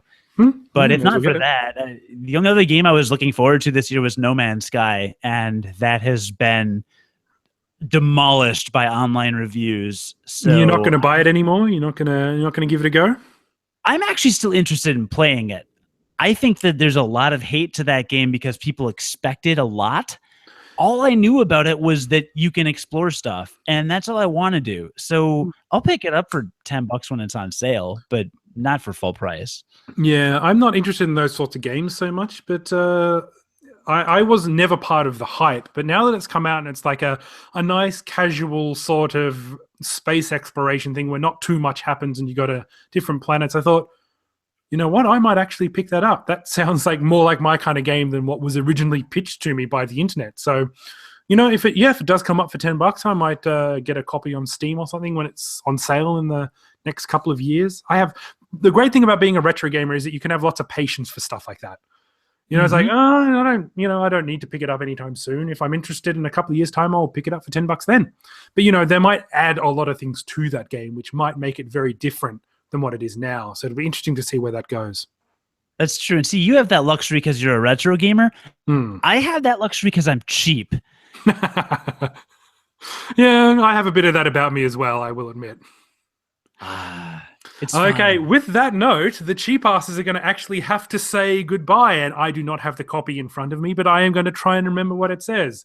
You have been listening to the Game Life Balance Australia podcast, which is something podcast about something. No, just kidding. Which is a member of the Game Life Balance network, of which Cody is a part of, and you can check out his podcast at gamelifebalance.us. Also, it's gamelifebalanceus.com. They both go to the same place. We're at gamelifebalanceaustralia.com. You can follow myself at ProdTally on Twitter. Rob is at Reported. Our official Twitter is at GLB Australia. You can give us a review, write us a review. You can send us a paper aeroplane sailing towards my head and say, "Good job, buddy." And I would be happy with that review. I would tweet that on Twitter. So if you see me in the street, throw a piece of paper at me, I guess. Cody's Twitter is at producer Cody, and you know it's him because he is verified. And speaking of which, I really... You were waiting for that, weren't you? Your finger was hovering over that button. Maybe. I actually want to apply to be verified and just say, you know, well, Cody is verified and he's Game Life Balance US. I'm Game Life Balance Australia, and we're totally connected. And I just want to be verified and just say, I got verified because of you, Cody. Everyone just mention Cody and then get verified and see what that does for your reputation. Yeah, see what that does for your reputation. Good luck. I don't know. I don't think I'd ever become verified, but if I did, it would solely be to piss someone off. It would just be to make someone really angry that I, of all people, was verified and they weren't. All right, now I'm going to pull some strings to see if I can get you verified. I have no strings to pull, but I'll try. You're like social media guru. That's what I've been telling people anyway. It's what I do for a living. I don't know if I know anything about it. I just do it. Yeah, you do it for a living but don't know anything about it. That, my friend, is the American way, from what I understand. Pretty much. Just be glad I don't have a gun. Just kidding. We're born with guns. Not with the right to vote, but with guns. That must be very painful for your mother. I wouldn't know. All right. Thank you very much for listening or watching this time around to Game Life Balance Australia. I am AC, and I have been joined by Cody Gough, and thank you very much for joining us. Toodaloo. Toodaloo. Toodaloo? Am I like some kind of middle-aged gardener or something? Toodaloo? Actually, thank my girlfriend for letting me